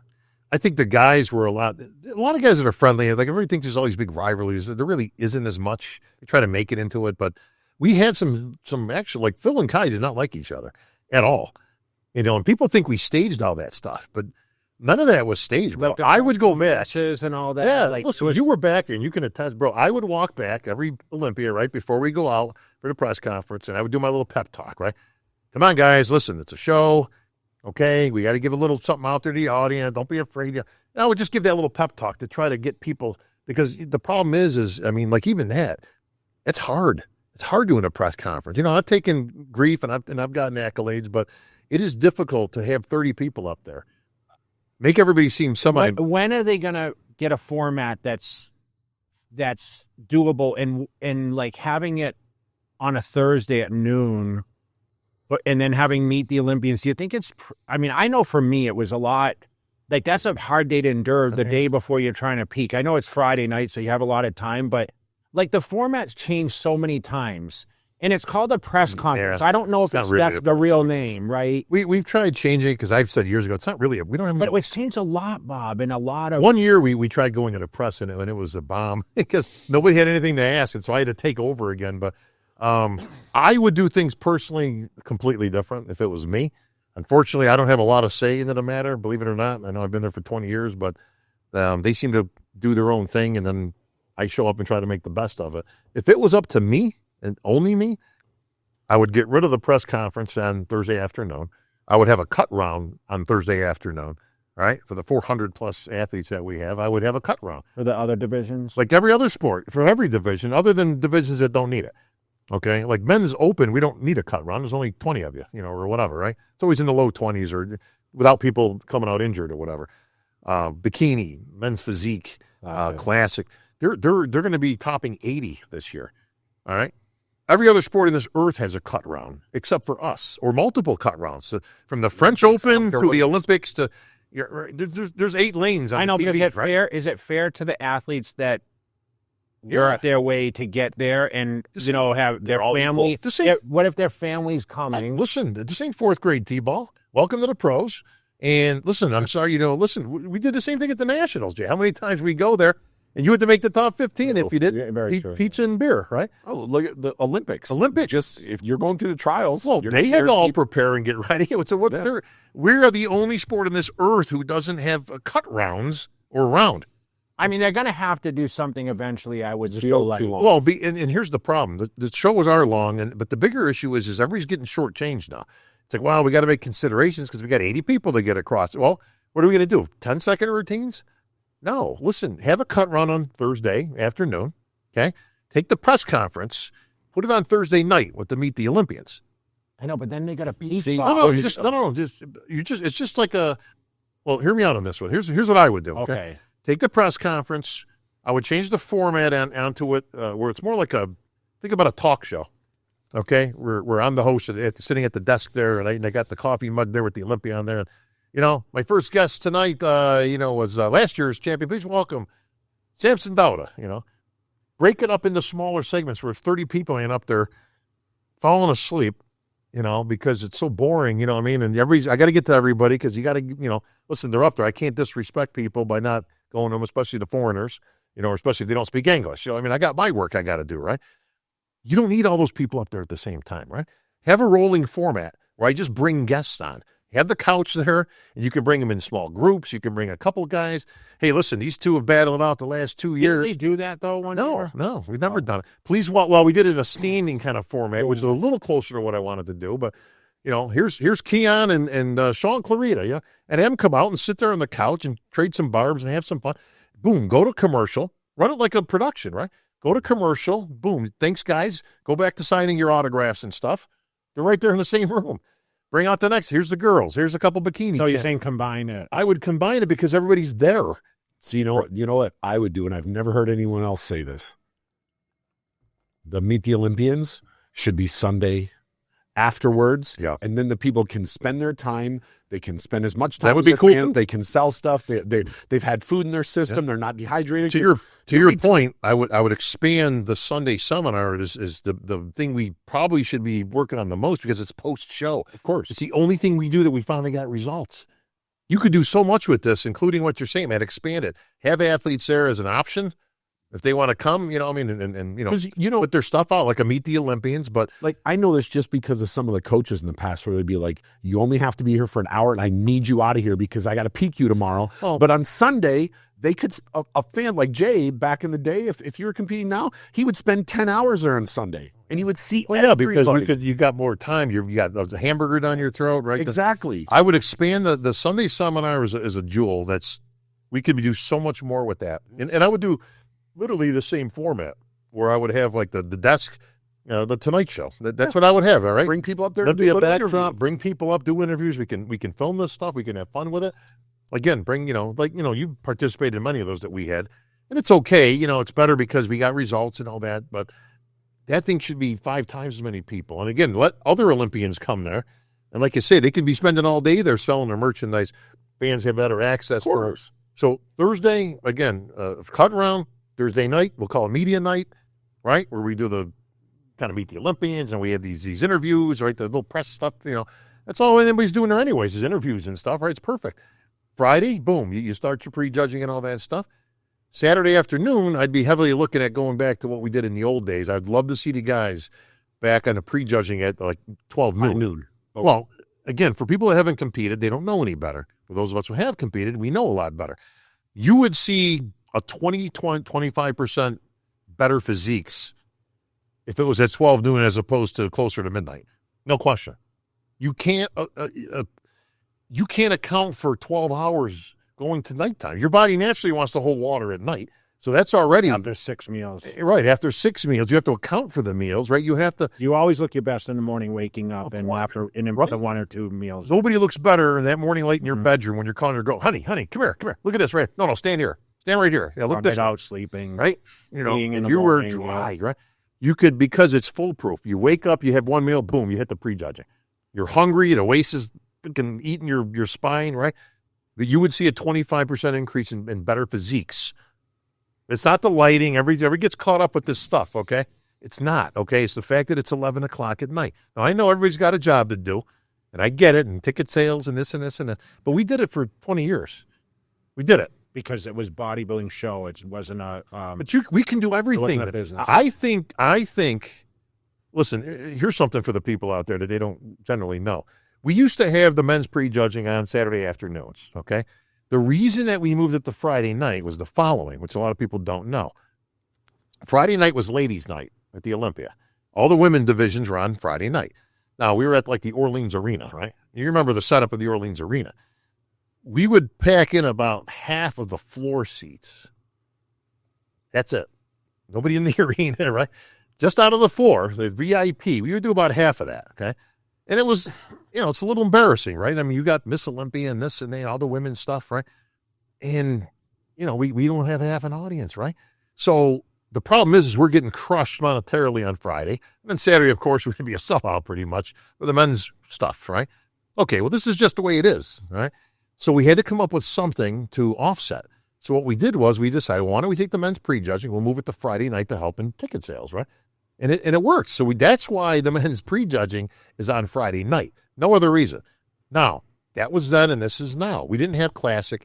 We didn't have the 212. Bikini wasn't what it is now. We didn't have wellness. Any of these things, especially during the Bumstead era, could have easily sufficed on Friday night on their own. Take the men's prejudging, which is the most important thing. We're all there for it. So our pivot foot. Move it to Saturday afternoon. Friday night can easily sustain with any of the things I just mentioned. Of course. Any of them. Every one of those divisions has stars. And there's more seats for them, especially now we're in a theater format. There's only so many seats. You could easily sell that thing out Friday night. Saturday night's always going to sell out because it's the men's finals, right? But I think there's an opportunity there to make up even a third ticket sales, because I think you could sell that place out, whether it's at the expo or, I would close it off in some manner, make an arena, and there you go. I mean, you know what? I think it's a moneymaker. I think it does a lot for the athletes. I think it does a lot for the fans. And listen, even the pay-per-view, we're in the West Coast here in Vegas. It's 10 or 11 at night. It's 2 in the morning on the East Coast. Hard to sell pay-per-views when it's 2 in the morning, and it's early morning when you're getting into Europe. So I'm not so sure that's our best timing, but, To me, it all comes down to when you put the best interest of the talent first, the talent is going to perform better. They're going to want to do more for it, and you build your show around putting the athlete's best interest first. Well, what we can't lose focus of is the reason that we're there. Yes. We are there just, perfect Mr. Olympia. to find the best body in the world, right? Out of all the divisions, right? But let's just call it the Mr. Olympia, right? That's the sole purpose that we're there, all right? So everything should focus around giving these guys the best opportunity to show their physiques in the best light and at the best timing, right? Well, any bodybuilder can tell you it ain't midnight. It's not 10 at night, bro. I mean, I'd be looking like Mr. Olympia in the morning, and, you're a water balloon by the time it's, you're past your last meal. But we can't lose focus of why we're there in the first place. I don't care how many divisions we got. It's great. I'm all for expansion, okay, and all that kind of stuff, and, a little bit something for everybody and all that. Great. But the Mr. Olympia is still our pivot foot. It's still the reason that 90% of the people are there. Yep. And I think that's something that we need to look at down the road. Yeah, it's hard. It's hard to.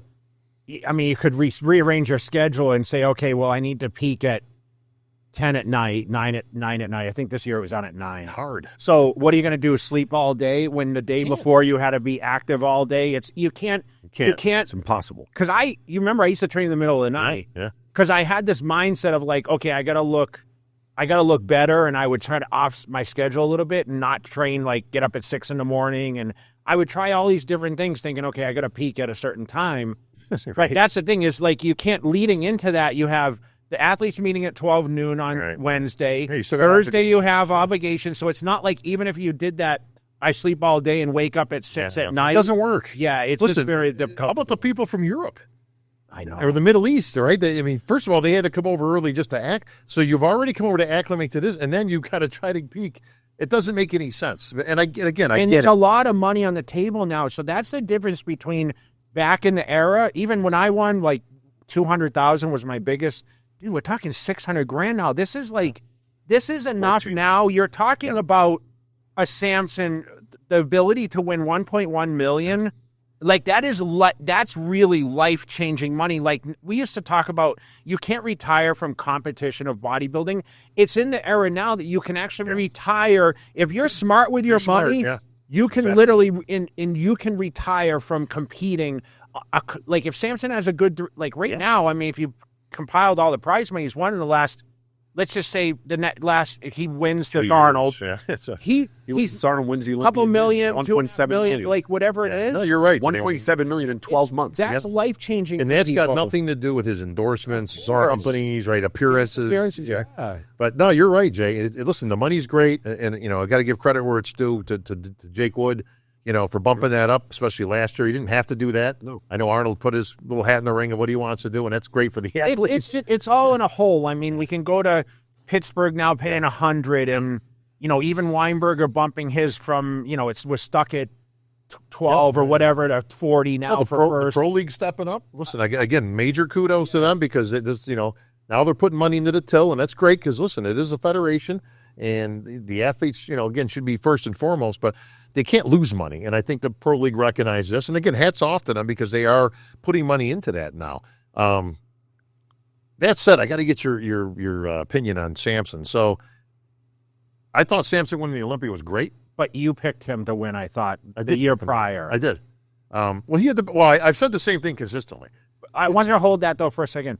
I want you to pronounce two names for me. I want you to pronounce Big Rami's name and Andrew Jack's name. As an MC. Oh, Jesus. Big Rami's actually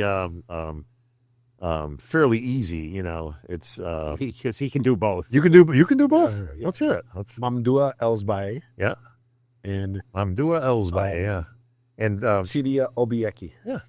Do you say that? I've had to say. Okay. Yeah. So, but the funny thing is I see Chinadu Obieki, and nobody knows what the hell I'm talking about. Yeah. So I got to, you know what? They have no idea. I'm going to say this now. Nobody ever says Angelica's name right. I say it right. It's Teixeira. It's not Teixeira. It's not. It's Teixeira. No. I say it's Teixeira. Yeah, no, But it sounds better the way I say the way you say it. But the way you really say it is Teixeira. Teixeira. It's all right. She always says. Well, I always say Teixeira because Mark Teixeira from used to be on the Yankees, has the same name. But at least I get Teixeira right. Get it right. So tell me about Samson. So I've been picking Samson I've been saying for 3 years now, whatever. So he kind of emerged. His fate is in his hands only.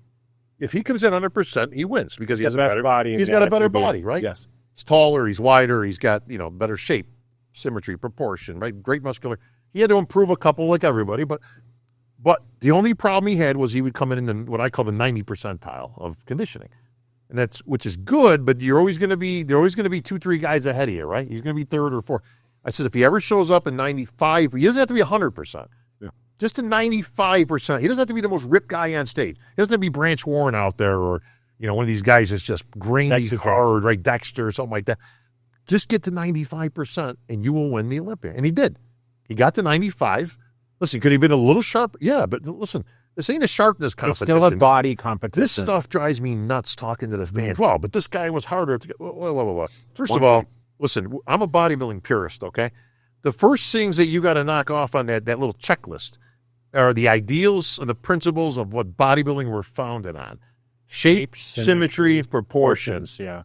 And then you get into size and it's like, why does conditioning rule out over everything else? And it has for a long time. And it has, right? Because we've seen physiques. If the guy's got a crazy glute, that's all that he's check more boxes than the next guy, right? You might not be you may not check any box, but you're the best of all those things. It reminds me of, remember you used to have body part trophies? Yeah. Like way back when we were kids? Yeah. And you see guys that would win 5 or 6 body part, but they would lose the show. And you're like, well, how could that be? He won best arms, he won best chest, because he was put together like machinery, because, all you need is a wide waist to throw all that off, right? And you had a guy with a better, Dexter Jackson standing there. I guess we're done, right? But that's what I'm talking about when it comes into bodybuilding. And I think that it kind of, some of this needs to make a little bit of a return. And I've said this openly on other podcasts with reference to last year's New York Pro, that I thought Fitzwater beat Nick Walker. Now, it's no secret, I'm not a big Nick Walker fan in terms of his physique, and I have to say that because it got nothing to do with Nick as a personal thing. It's like, look, we're in the field, we're in the world of bodybuilding, okay? That's what we do. We assess physiques. You know the difference if you're in a race car, and I didn't like the color of your race car, okay? Doesn't mean I don't like you, right? But, he's blocky and he's short, and he's, he doesn't have a lot of V-take and all that stuff. I thought Martin looked great. Martin was in the 95 percentile. He was ripped. Actually, he was in better condition than Nick. And I've seen various reviews online where they'll take the double biceps and they'll put them next to this guy. You actually said I wasn't a good judge because I said Nick Walker could actually. Could he win the Olympia? No. I've got to shoot that right down. I mean, you don't think? Listen, I shouldn't say no. I mean, listen, that's what I mean. Could he win it? Anything's possible. Anything is possible, but you would have so many people. If the stars aligned. You'd have 4 people would have to. You don't think in 2 their years all-time ago? worst. You don't think 2 years ago? I think 2 years ago he could have maybe potentially, but he's not going in the right direction. Yeah, like I didn't like what I just saw. He just put out some proclamation. He got the 306. Yeah, and now he's going to start. And I'm thinking, why would you get anywhere past? You didn't lose your last show because you weren't big enough. You know what I mean? Well, Samson's 300, and I mean, I don't care what. Well, Samson's 6 foot tall. Right. I mean, Yeah. So, Andrew Jack's 6'2". I mean, you're not going to, but Nick, you didn't lose your last show because you weren't big enough or thick enough. This guy's got more muscle than anybody. And I give credit where it's due. He's got a lot of muscle on that frame. Problem is he's got an H taper. Okay. And that ain't going to sit next to these guys. Let me tell you, Martin, I thought should have beat him in New York because the 3 things that we just mentioned were completely, I don't want to say overlooked, but they should have been given more weight. Like when you see all those things online. Oh, it was a 1-point score. So it was one. But here's the problem I got, Jay. You see the stuff online where they got front double by, who wins it? Okay, we're going to give this one to this guy. Front last, brother. Oh, hang on a second. Who had better symmetry? Did we forget that whole thing that just happened remember when they were doing the turn? There's no such thing as a quarter turn round anymore, though. Well, there is. Well, that we used to have, But it needs to be considered. That's what You are judged on it. You're not scored on it. And I keep having to make this distinction to people. Well, you don't get a score for it. You don't need to get a score yet. You get judged on your entire physique. As soon as you walk out, The second you walk out there until the second you walk off. How many times have we heard a guy, well, in his transitions, he really wasn't keeping his midsection. Well, so I guess you are, and that's great. They should be judging that. But I didn't see not one person post-show talk about how Martin beat him in symmetry, proportion, shape. I don't know. Those are all kind of important things because a guy with those things that are better than the other guy is also better in the front double by in that because he's got better symmetry, proportion, it's not and shape. just the arms. No, it's not. You are assessing the body in its entirety on every pose. So when they say front double by, you're not just looking at the biceps. You're looking at the whole physique and the front double by position. That means symmetry, shape, and proportion should all be taken into consideration. But I didn't see any of those comparisons out there. I know, but then how's Andrew Jack lose a lot then? I think, let me tell you something. If Andrew Jack, and me and Sean just did our Voice of Bodybuilding. It's up now. We just did this last night. If Andrew Jack shows up at this Arnold, like as good as he looked in Texas or a little bit better, he could push Samson, which means I think he can beat Derek. He's got a lot more detail than Samson. Let me tell you something, man. That guy, you talk about the future. Better symmetry. He's wide, he's big, he ain't missing anything really. He was a little maybe thin in the legs before, but those have grown now.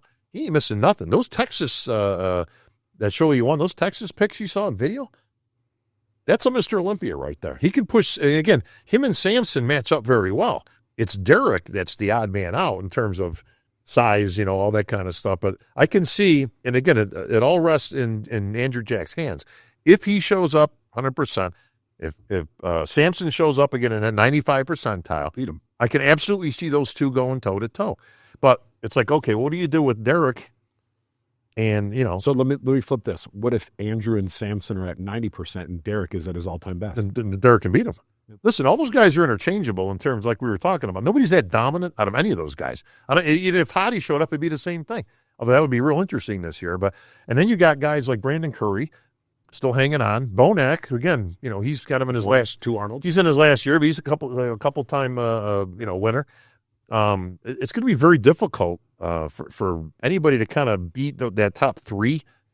I mean, listen, you got two, Mr. Olympias out of, and jacked, who's definitely they're recent, but not. Yeah, this is recent, And so well, you got three Mr. Olympia. With Brandon Curry. Well, Brandon Curry, you got Clarita. Listen, he's tiny, but you know what? Clarita. He's beating some big boys out there. When he was here, when I saw him, he's afraid. He is. I told him, I said, you're going to make the judges uncomfortable because they're going to have to. Because you got to do something with Pretty him. round, Bob. He's round. Oh, he's round. The only problem he's got is the usual, right? He's $180, at most. So that's a lot of weight. Derek's what, 250? I mean, for his size, and Derek. Listen, I mean, he's no slouch. I mean, he won the Olympia, fair and square, and he's tremendous. But he's losing a lot of height and a lot of width. And again, it's all about matchups. Like I used to tell Branch Warren, the worst thing that ever happened to Branch was that you retired. Killed him. It killed him because all the rest of the guys looked different. You looked different, but you were the best. You know what I mean? So you brought Branch along with you that he could hang with you. He took second to you one year, right? Yeah, in 09. 09. So Dexter got third. Yeah. But you know what I mean? When Jay left, Branch was like the odd man standing. So then you had like the Dexters and, the rest of these. More aesthetic guys. Yeah, more aesthetic, and the Rodens and, it's like, well, you're not really matching up, bro. And I explained, he actually got mad at me when I first told him that, but then later, because we're good friends, he actually came back to me later and he goes, you know what? He said, I know I got mad at you back then when you told me that, but you were right. And I was like, I'm just telling you what I'm looking at. So do you think Samson can go on a 2-3 year run? What would hold him back from that? Andrew Jack. He would hold him back. Samson would hold him back. What I'm worried about with Samson, I was not a big fan of him going in the Arnold. And I was perfectly clear to say that. And again, I've been at Samson. I knew Samson when I went over to the UK when we did the split federations, and I started the UK bodybuilding for us. I met Samson, and he was an amateur, coming up to get his pro card. And I remember having a conversation. Like you could see he had everything there. He just needed to supersize it, Yeah. But I told him, no, you could be a Mr. Olympia down the road, and he's always remembered that. He's got tremendous body. The only problem is I don't think we've ever seen him quite 100%. And I don't know if he can get 100%. You know, he's got skin's just that little bit of thickener, you know, kind of like Brandon. Brandon, you know, again, great shape, tremendous former Olympia champ. They just can't seem to get that little bit of water, fat, you know, skin thickness, whatever that thing is, right? Can he go on a 2-3 year run? It's possible, but what I was hoping he would do is he won the Olympia. Great. I was all for it. He's never had a break.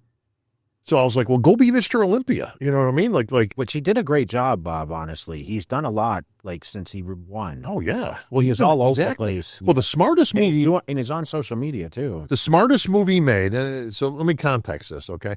Everybody gave him grief for going in France last year before the Olympia. They're like, oh, it's going to backfire. And I'm thinking, like, no, he needs that because it'll bring him down a little bit more. His problem is he comes in too big, and he doesn't last. He lacks the crispness. He doesn't have that, you know, that dried out, you know, wrung out look. So by going in France the week before, okay, you're going to get on stage. You're going to go through the process. You know that, you can't recreate it. You can't recreate getting on stage. It just doesn't happen for whatever reason. Everybody's tried it. Can't The trial runs doesn't work. Trial runs don't work.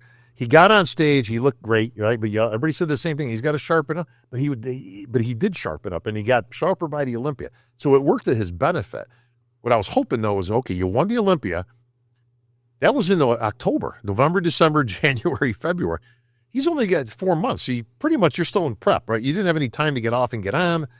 Got to get off the gas for a little bit, hopefully, right? That whole thing. But go be Mr. Olympia. Go make the rounds and give yourself the one thing you haven't had in probably 5 years, which is a break. Okay? And he didn't do that. And it's okay. Listen, you know, we respect each other as professionals. I got my opinion. He's got his. Listen, I can't fault him on one hand for going for the $500,000. That's a lot of money. And an Arnold title. By the same token, you got to look at the bigger picture, right? You got Derek, who can easily beat him, and he has beaten him. You got Jack, who, in my opinion, if he shows up, can beat him. And he hasn't beat him yet, but he's there, right? And you've got other these guys they're kind of interchangeable to a point. I can understand why he's doing it because it's not like he's 30 years old. No, he doesn't have. He can't bodybuild another decade. I so get if he that, can man. Scoop But that money. The problem I got is, like I say, as a former pro bodybuilder, Yeah. you can only be on the gas for so long. Yeah. You can only diet for so long. Mentally, physically, he's got money now, so that's not a problem, right? What I worry about is that his receptor downgrade and things just aren't happening anymore. And everybody's been there, man. Yeah. It's hard, you know. And once you get that, the only remedy is rest. Like you just have to not. I did Arnold 3 years in There a you row, go. and I Right. mean, the last one was an iffy one. Yeah. Well, Before I almost lost. but you were there, right? And I said, I can't do this again. Yeah. And That's where I'm worried about him. And it's like, look, if he goes out there and he looks tremendous, but listen, like I said, you got a couple former other you have a Olympians. window, but you have a window of like Yeah. that when your body clicks, and then you're fighting against a little bit of. Well, and here's the other, so we got a few premises here, right? Samson, let's say he loses. Let's just say Derek beats him, right? Which isn't crazy, right? He's beaten him before. He did a former Olympian. just beat him for the first time. Correct, right? So let's just say he loses, right? I mean, I don't even know if we've had an instance where an incumbent Mr. Olympia has actually gone in the Olympia on a loss. You know what I mean? Ronnie Coleman. with Gunter. Yeah, but that was Those are GNC. that was show. after the show. It was wasn't it? after the Yeah, so that wasn't it wasn't at a major like the right. Arnold. But you know what I'm saying? Like it's like Samson's the current and reigning champ. Yeah. So if he loses the Arnold, it's like, okay, wait a minute. Well, I mean, you're still technically the Mr. Olympia, but now you just lost. You know, Kills your momentum. Well, I think one of the females divisions did that. Didn't the bikini girl? Angelica. Then they lose. there's been a few on the girls because they go back and forth a little What's bit. the men's physique? Didn't What's his name got beat? Aaron Banks. Aaron Okay. Banks got beat. He got beat by was it Chiron? I hear Chiron in Vegas. Yeah, Chiron. Got beat at the Reno show. Right. See, that was a bad. I called that at the time. I'm like, this is a bad move, man. Like, why would you put your title up for grabs? Third at the Olympia after the. See, there you go, right? And that's exactly my point, man. Is you're really putting it on the line. And again, I get both sides, man. It's $500,000. Right? $500,000 and an I mean, we don't know title. what his end game plan is. Like, Yeah. maybe he's True. okay. A couple more years, and Maybe he's like he's two more 40 years. years old. Yeah, this year, and that could be. I mean, maybe he's upper 30s. I don't know how old he is. okay, I think he is. He might be 40, but turning. Or, he's close. I mean, it's not. But listen, we all know what happens after It's got 30. if he says I'm going to scoop up as much as the next 2 years, then I understand. Unfortunately, the physiques don't get better. I'm going to ask you after a serious question. Is there anything after a break? Is there a successful comeback? No. Have we ever seen it? No. I'm trying to think. Actually, history. the best comeback nobody even ever guesses, and I'll give you that answer in a minute, and it's for a good reason.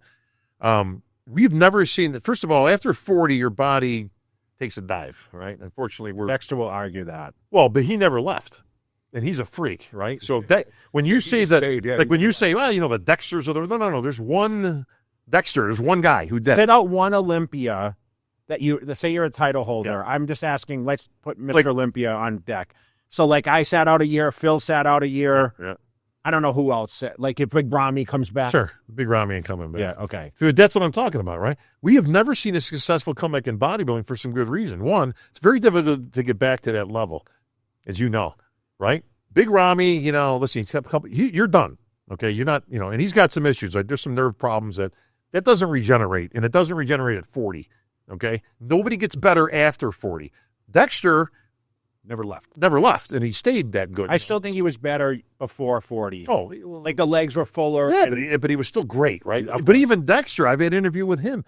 Dexter is the most down-to-earth person I know. He actually will sit there and say, well, yeah, but listen, I wasn't beating the same guys at 40-something and I was at 30-something. Let's just make that clear. He is that open about his own physique and where he goes, the competition changed.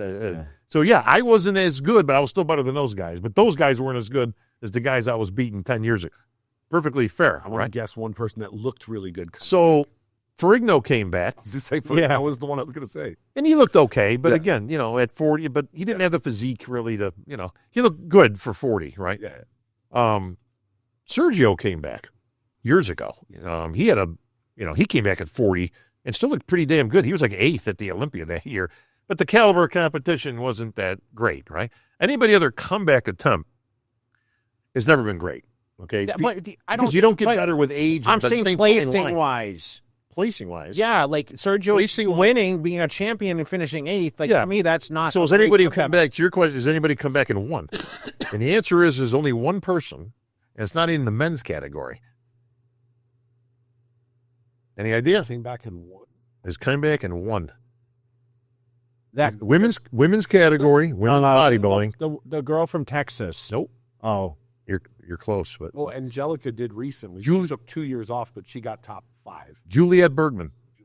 Juliette Bergman took like 10 years off. That's right, and she won. And actually came back and won in Olympia.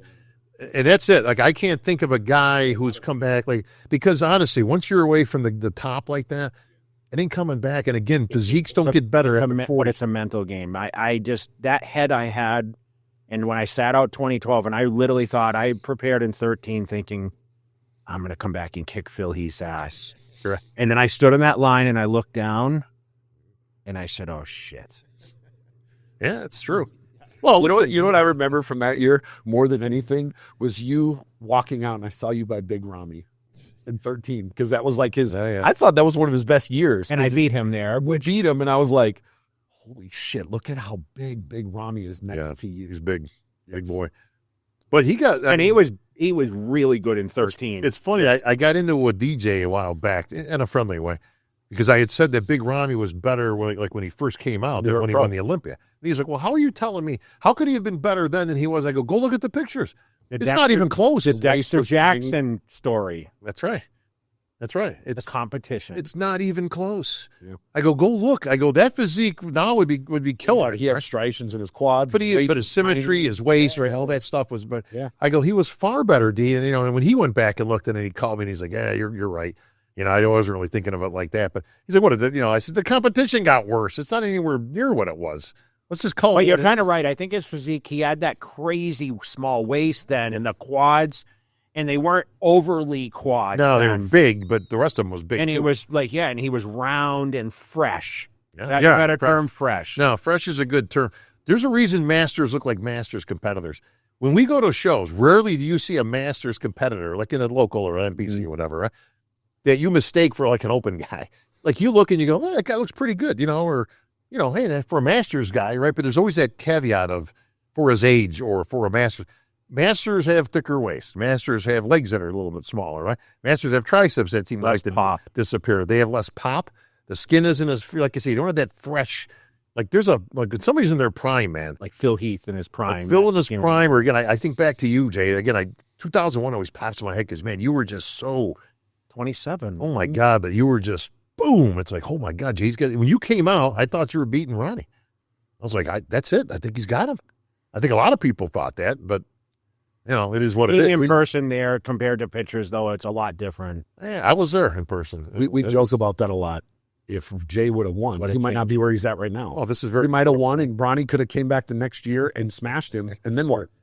Yeah, I mean, listen, The legend all of things that- for a reason, right? Yeah. I mean, I say this all the time. Just because you win a show doesn't mean you really win, because getting second sometimes is more valuable than winning for your longevity and for your brand, because you build the fan base. purely depends on what you make out of it, right? You can make it into a positive, again, me and Jay have talked for years about him creating his base. You built a base out of losing shows. It's crazy. That's no detriment against you. Like I say, it's well, you lost against Ronnie Coleman. I mean, that's pretty, You got second all those years, but you were making just as much, if not more money yeah. than he was You just from doing it. Yeah, but look at what it's done for he and I now for the appearances together, and it's like we're the best bodybuilding rivalry ever. Yeah. And it's still a marketing campaign for people still want to meet he and I. Like it's a draw now because we're still active. I work with Ronnie because he's on with Panada. Yeah, so we're all over the world together, and I can tell you right now, in a wheelchair, stumbling up to the thing, he still can't walk very well. God bless him, but he still gets out there, and we'll still have 1,000 people in line. 1,000 people that line don't go down. And Ronnie, he'll but he'll sit there until that last guy gets his picture or gets his T-shirt or whatever. I'm going to say this. There's a lot of guys now that come up and you try to reach out to them and give them to appearances and get them to go places, and they fight it. No, I don't do that. I'm not doing this. I'm not doing this. I can't. I have this going on. And I'll look around, and Jay's still doing it. Yeah. And then I'll see Ronnie. He can't walk. He's doing it. He's still doing And it. it's like, dude, just stop. Like, These guys are a little bit more pampered. Like I say, they have other outlets to make money and social media. And, if I swear, I say this all the time, joking, but it's kind of real. I swear some of these guys, if you offered them 1 million likes or followers, or if you offered them $1 million, they would take the likes. of course. Thinking that they could do so, they're going to become this big superstar. And with the fan base, it's no different than when I was talking about the bodybuilders. When you build your fan base up organically from the ground up, you do it in person, shaking hands, kissing babies, autographing things. The social media stuff just adds to it. Oh, But if absolutely. you only have it built off social media, it's no different than a physique that was only built with drugs. It can only go so far. That's a great analogy. Yeah. We were talking about your success pattern because I want to. Obviously, we've been talking a long time. Yeah. We were talking about we talk about how careers migrate to great position. Like you've worn a million hats. Like we've sat here and gone over the place from bodybuilder to acting to representation, and now, of course, you're doing your own social podcast, and you're representing brands. Like, you ever look back and say, like, man, I've achieved a lot. Bodybuilding. Can you imagine the hobby of lifting weights has given you a lifelong career? That's true. And still to this day, that is continuing to grow. Was there a fear of am I going to be successful ever? Or was it just kind of like roll with the punches? I know you're an East Coast guy. No, there was a fear there. There was a stretch in there that was like, I didn't know if it was ever going to happen. And then you start getting the signs, right? Like, I break my back. Okay, now you got surgery. And it's like, oh, well, maybe you're done now. It's like, the reality of like, am I just going to be a gym owner the rest of my life now? Like where am I going here, right? And there's no guarantees, bro. Yeah, I got to get a contract because I got to pay my bills. And now it's almost like that. You don't even think about contracts, do you? It's kind of like yourself. You're kind of a brand now. Well, that's, yeah. To your point, I put myself in a real good position. Like when that fork in the road came and Robin Shanks says, so what do you want to do? Do you want to compete or do you want to continue to host? To me, it was an easy answer. Mm-hmm. Like I say, one, it's like, look, even on a good day, I was realistic with myself. Well, let's just say I could take 10th. What's that paying? You know what I mean? And where are you going with it? And plus, I'm not going to give up. I'm in the pole position right now, right? Yeah. I got the microphone. They seem to like what I'm doing, But I'm 40. Like I said, I'm not 30. If I was 30, maybe that would have been a different, discussion, right? I'm 40 years old. I never really wanted to compete after. I won my last show. So that was kind of cool because not a lot of people get to do that. And I had the microphone, right? And I'm like, no, this is, I think, this is something I like and I enjoy, and it keeps me in the sport. It's okay. I'm not competing anymore, but I'm on the stage still, right? I'm still with the guys, and I'm still, covering the sport, and and then it just started to snowball. So now every appearance I would make, more people would start coming up. And now I've been doing it so long that it's funny because the new generation has no idea that I was a bodybuilder. Of course, right? I get it all the time. Like I'll get some 20-something-year-old girl at a show, who's coming up next, and I'll be sitting there and going, hey, you ready to go? And the guys are like, hey, I looked up your thing. I didn't know you compete, because to them, I'm the guy with the voice, right? Oh, you're the voice of bodybuilding, right? But they don't ever think like this guy was an actual competitive bodybuilder. Started years ago. But they're 20. I got shoes older than this girl. You know what I mean? So it's like, I get it. But it gave me a great focus to go towards, and then it just started snowing. Like I would do one gig. Hey, man, I got a show in Florida. Hey, hey, I'd love to have you come to Texas. Hey, and then I started doing, the shows in Texas for Ed and Betty. Then I started doing these shows. Then I started doing those shows. Now they want me out in India. We did that show together. And now I'm all over the world. And it's funny because I've gone perfectly peaked and then down. There was one year I did, God, it was like 24 weeks in a row or something like that of shows. Just boom, boom, boom, boom. Local, regional, everywhere, Olympia. And it was a lot. But, I was building, that's what I did for a living, right? And I was building this voice of bodybuilding persona guy, and all that stuff. So I kind of peaked there, and then I had like a 3-year plan about 5 years ago to start downsizing those things. So it's like, well, I can't.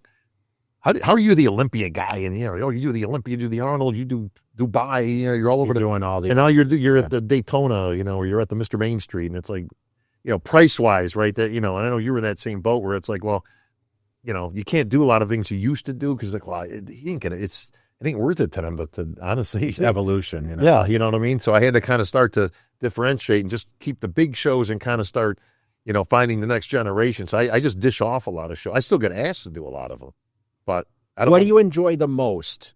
Well, the funny thing is the local shows are actually some of the funnier ones because you got a lot of NPC people. And a lot of them they're very enthusiastic. Well, they're enthusiastic. A lot of them are just clowns. Like they like to just have fun and do stupid stuff. And I, me, I'm just going to roll with it. So I just make some of it's just funny. I just make some jokes. But those are the most fun. But but I still like the Olympia is still the best seat in the house. You can't beat it.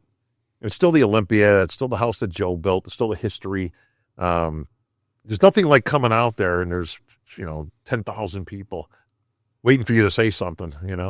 And what do you ever sit, like when you're leaving your hotel, like you put on these crazy suits? We know that was the nuts. And you put on these pointy shoes and these things you wear. Okay, you can ask about it after. But is there like do you ever like, okay, I'm ready? Is there like a thought process, or is it just now like I've done it so many times? There is and there isn't. You get nervous. You ever get nervous? I do, but not because of me. It's because I have to rely on a lot of people that have to make me look good. So you have a whole production team. And so you have an earpiece, and it's like... we were just talking about this off the air. It can be good, and that can be really bad, right? You are at the mercy. I don't care how good you are as an MC. Because like I said before, I've got 20 different things that I'm paying attention to while I'm up there, right, to make sure things are running smooth. And I'm 2 pages ahead. Because I'm looking for things that are wrong, and there's been plenty of them. I mean, there's been placings that were switched. There's been sponsors that were no longer there that are written down. There's this is out of order. So I'm 2 pages ahead so that things are rolling smooth. And I'm doing what I do. I've got a production team that has to be on point. The most popular, the most valuable player in that whole thing is the backstage expediter, believe it or not, because I can make the greatest announcement in the world, but if you don't come out, if they're not relying 2 seconds later, I look like an idiot, right? Yeah. Or it just solves the show. Or the music guy, please welcome, manager Matt, and then doesn't show Andrew Jack this last year at the Olympia. Yeah. Remember the music wrong. Yeah, but no. Let me correct that because again, I'm glad you asked that. That was not the producer's fault, okay? Andrew Jack gave him music that had some words in there that you can't really say on an Olympia stage. And I know they do that a lot overseas. Like, it doesn't mean anything to them. They'll have stuff with N-words and Then why wasn't it? well, it should have been filtered, or That's what I'm like somebody should have listened to it earlier. But See, I'm gonna disagree. so when they played his music, no, that was the music that he gave them. No, I understand. All of a sudden, there's some F-bombs and But you know what, though? N-words, and it's like, You know whoa. what though? It's pro bodybuilding. It's not the church. Every Music. I know it's not you, but every song that's played there is played in every gym in America. listen, they do it overseas. I mean, again, it doesn't mean as much to them there. Yeah. But it's always been like that in bodybuilding, especially here in the States. If they are instructed, the minute you hear an F-bomb, I understand if it's streaming on Amazon or whatever, bro. or there's a sponsor of like Yeah, but they swear in Amazon too. listen, I'm with you guys. I mean, I would say live and let live, but so the problem is that's what they're instructed to do, and that's what they did. So they just put a difference on. So the part that gets me is they always look at me like I got a like I'm DJ Bob with a turntable there, and you know what I mean? It's like, well, I don't have anything here. What are you looking at me for? You know, and then he just kind of finished out. I did block off or no, he did like the splits or something. Yeah, he did a couple things, and then he finally just walked off. But and I was like, this thing that weren't judging that posing round, Bob. I got rid of that too. You asked earlier, like how Think about that. Like you'll hear some people thinking like bodybuilding's like this holy place. It's like they're standing up there naked, loaded with drugs. I know, Like, right? stop it. Yeah, why are we holier than Well, thou? it's one step away from porn. Which, Funny you mentioned Ray, because I catch a lot of flack on that, especially from Milos. You know, he likes to argue that. Yeah. No, I got rid of that too as the athletes rep. It was actually I got rid of props after Ronnie did that horrendous routine with the stuff. crown. By the way, that was Bruce Buffer yeah, that's right. announced it. A Bruce Buffer I was announced the it. year I won. He comes out, right? It was the strangest transition I've ever seen, right? So Ronnie comes out, Bruce Buffer introduces him like it's boxing, right? Yeah. He's welcome here, you know, the whole thing, right? And here comes Ronnie through the audience, and he's dressed up like a boxer. He's got the robe, right? And the boxing gloves, right? Okay. And then he comes through, and I'm like, oh, yeah, all right, well. And he comes through, and that's when he went backstage, and then that's when he transformed into Moses. And I always thought to myself, like, when they were at the table, right? And they went, hey, Ronnie, I got a great idea. Why don't you come out? We'll have like Bruce Buffer introduce you like it's a boxing thing and you're the champ, right? And you come out there to cry. Okay, yeah, I like that, right? We'll have the robe on, the silk robe, and we'll have the gloves, right? And you come out and we got the thing over your head. Yeah, I like this is great, right? And then when you get backstage, you'll change into Moses. Like, yeah, wait. Whose idea was that? Excuse me? Like, well, wait a minute. You had me there for a second. Moses? Yeah, and you come out with the tablets and with the beard. And I'm like, all right, you lost me kind of somewhere between Everlast and Moses. But Yeah. I never understood that concept. Like, why did they put that together? Then he did the thing with the robe, you know, with the king and all that. It's made for a great picture because that's a great picture we got. But it was just after that I put the proposal in the band props. So I'm like, all right, this is getting stupid. Well, I thought it was banned anyway. It was banned in 01 when he pulled the flag. Yeah, when he pulled the flag out of his ass yeah, but there was too much of that stuff was going on, Jay. Where I'm like, look, we're gonna look like a clown. We have enough problems with credibility, right? So I got that out, and then there was the posing round, and that actually was a pretty good debate at the meeting because I'm like, look at this posing round is the biggest farce I've ever seen. Okay, nobody's getting judged on their posing. Well, of course they are. Like, whoa, hang on a second here. Anybody throughout time, does anybody in this earth, whether you love him or hate him, okay, does anybody in this earth think Dorian Yates was a better poser than Sean Ray? And the answer would be an overwhelming no. I don't care how much you hate Sean Ray or how much Judging you love the body. Well, the judge just makes it another physique round, right? Yeah. So don't call it the posing round. Right? So we got into this big debate, and I told him, I says, look, what are we even judging? So are we judging the music? Are we judging the routine? Like how do we judge Melvin Anthony doing his stuff, right? Versus Bob Paris, doing the classical routine. Or Sean Ray. How do you or Sean Ray or Lee Labrada or any of these, right? How do you even compare them? It's like, well, it's a combination. Then it's just another muscularity round, right? But don't call it a posing round then because people would say like, no, because they don't judge it anymore. The guys don't put any effort into it. It's like they never judged it, ever. Nobody ever like Sean Ray in that one, right? We'll just use right. He was third in the posing round. Mm-hmm. How's that even possible? It's like two guys were better? Well, geez, it happened to be Dorian Yates and Nasser Al-Somebody, right?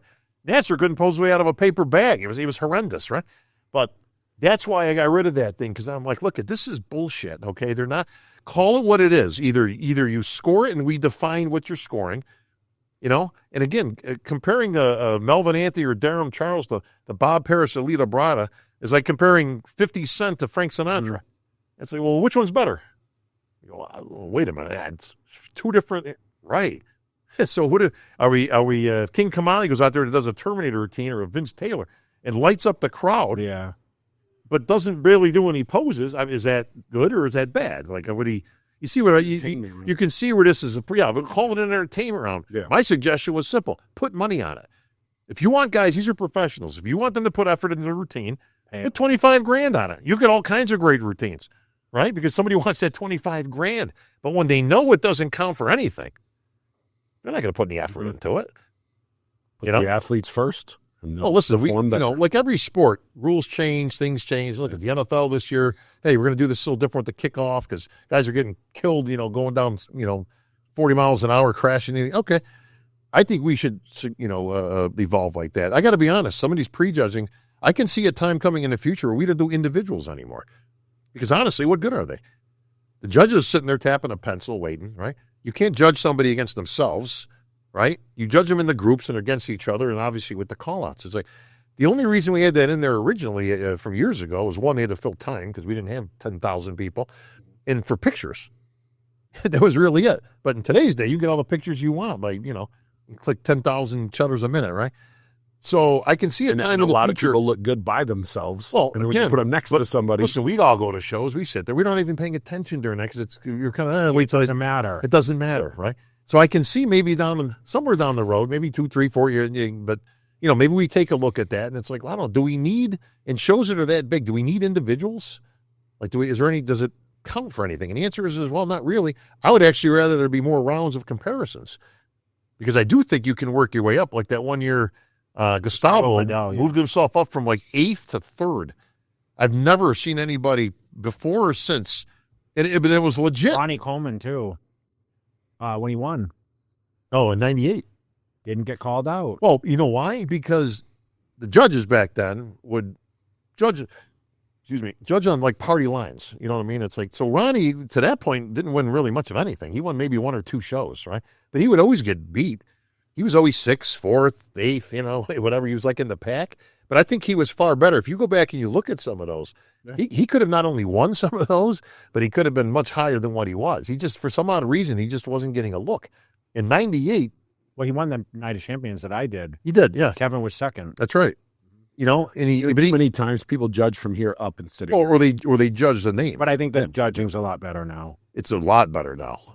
There's very, very, very few complaints on the judging in today's contest. There's the politics that existed back in the day were so much that it's funny to me because it's like there are no politics today. Like nobody benefits out of these things. But back when you had magazines and things like some of those things that would go on back then was egregious. Like Padilla, who's from my hometown. Nobody ever looks at stuff like that.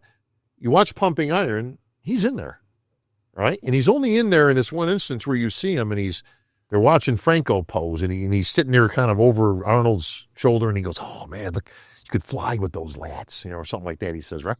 And you think, well, wait a minute, why is Padilla there? But you don't ever see him competing. Padilla won the lightweights and the world championships or whatever.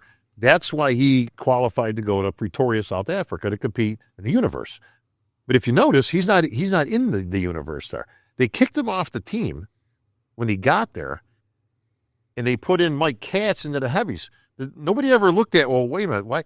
They had that whole thing with Mike Katz and Ken Waller, right? But they're both heavyweights. So why do they have 2 heavyweights? You're supposed to have a representative in each thing, heavyweight, light heavyweight, middleweight. And it's like, wait a minute, why do they have 2? They booted Padilla off and they put a second heavyweight on, which was Katz, so they could have the whole dynamic with Ken Waller. So he went all the way to South Africa, and then he told me he couldn't compete.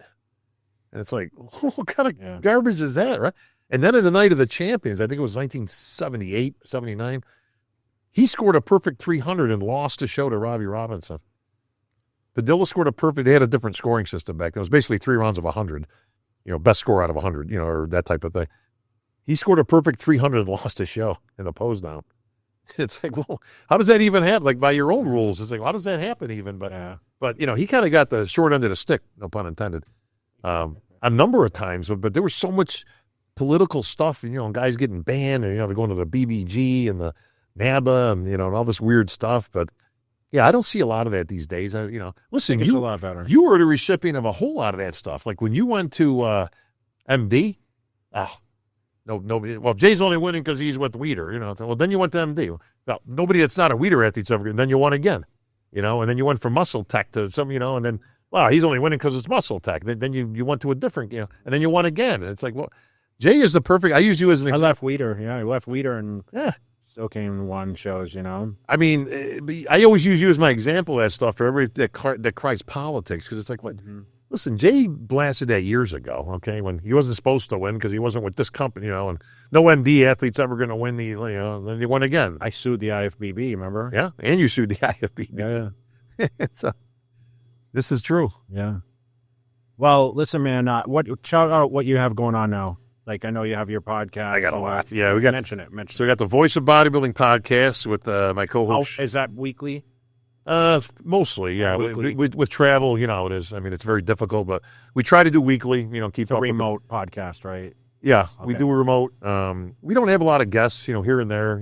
I'll put somebody on, but it's mostly just our opinions on what's going on in the world of bodybuilding, and we try to limit it to bodybuilding. Like we don't really get, we'll go 5 minutes of, hey man, did you see the Super Bowl? What'd you think? A little catch up type thing, but most of it's a topic. Same with us, yeah, pretty much. Yeah, because listen, there's a lot of podcasts, man, but some of these are unlistenable. I don't want to mention any names, but it's like they go for hours. A whole lot of them that are. But they just talk about bullshit for hours, and I'm thinking they got an audience, and I'm like, to each your own, but some of it's unlistenable to me, and everybody thinks like it's like unless somebody sends this stuff to me, I have no clue. I don't listen to any of those. I'll catch an excerpt from somebody, or if it's something's interesting, or they'll share your stuff a lot. Our stuff gets shared a lot. But yeah, that's been going great. We got lots of great sponsors with the Panada. That's my number one now. We've been together almost 3 years, so big shout out to my see you traveling all over the Italian family. Rudy Panada's a legend, man. Yeah. And there's not a lot of those guys left anymore. Jim Mannion's 80, Rudy's 74. I think he'll be this year. You've only got a handful of guys that have been around that long. Pioneers. And he's definitely a pioneer. But I love Rudy. Eduardo, his son. He's poised to take the company over when that time comes, and it's just grown so much. It's huge. Building another factory right now, expanding another factory right now.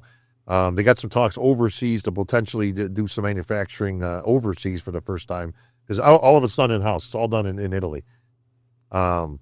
So big shout out to Panada. But I got some majors on there. Mutant, Jim McMahon and his crew over there, just absolutely fantastic. Great people. Great company. Me and Sean are on there, along with Sean Clarita, Andrea Shaw, Lola Montez. They got a bunch of pretty good crew. But my Canadian buddies out there. So Mutant, Celsius. I know you do some stuff with them also. They've been 2 years now. We've been going on. Geez, who else? So I got Icon. Let me tell you something, man. You want some good meals? These guys do it right. Every week, boom, there's a box there. Nice. So I got Icon. We got the Egg Whites International. My old buddy Matt. Mac, yeah. He called me last week. Yeah, still keeping me in Egg Whites. And who else? American Male Wellness. Actually, they're out of Vegas here. So might do some more expanding stuff with that. So we got some real good sponsors. It's growing. It's all organic.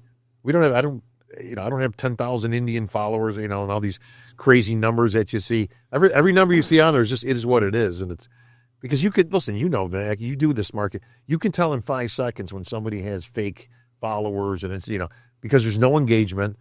Like we'll do a pod, we'll have 200 and something comments, like boom.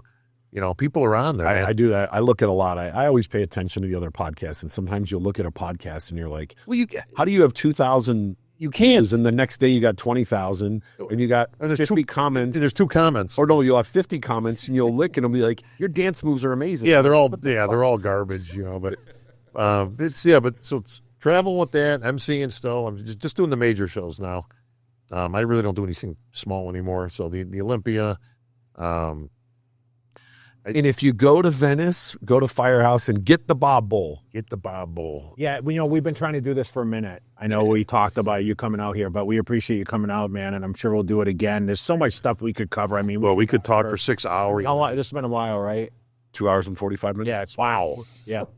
So I mean, there's a lot of stuff that we still. Bro, we didn't even cover like a lot of stuff. Like we're just old and we've been around so long that we got a lot. You guys are old. We got a lot of stories, man. But no, I appreciate you having me on, buddy. It's been a pleasure, and good luck with all your ventures, Jay. Didn't you just come out with a another venture? TRT Kingdom, yeah. Nice. So we're in the chucking and jiving, man. Space, wellness space. So. Yeah, good for you, brother.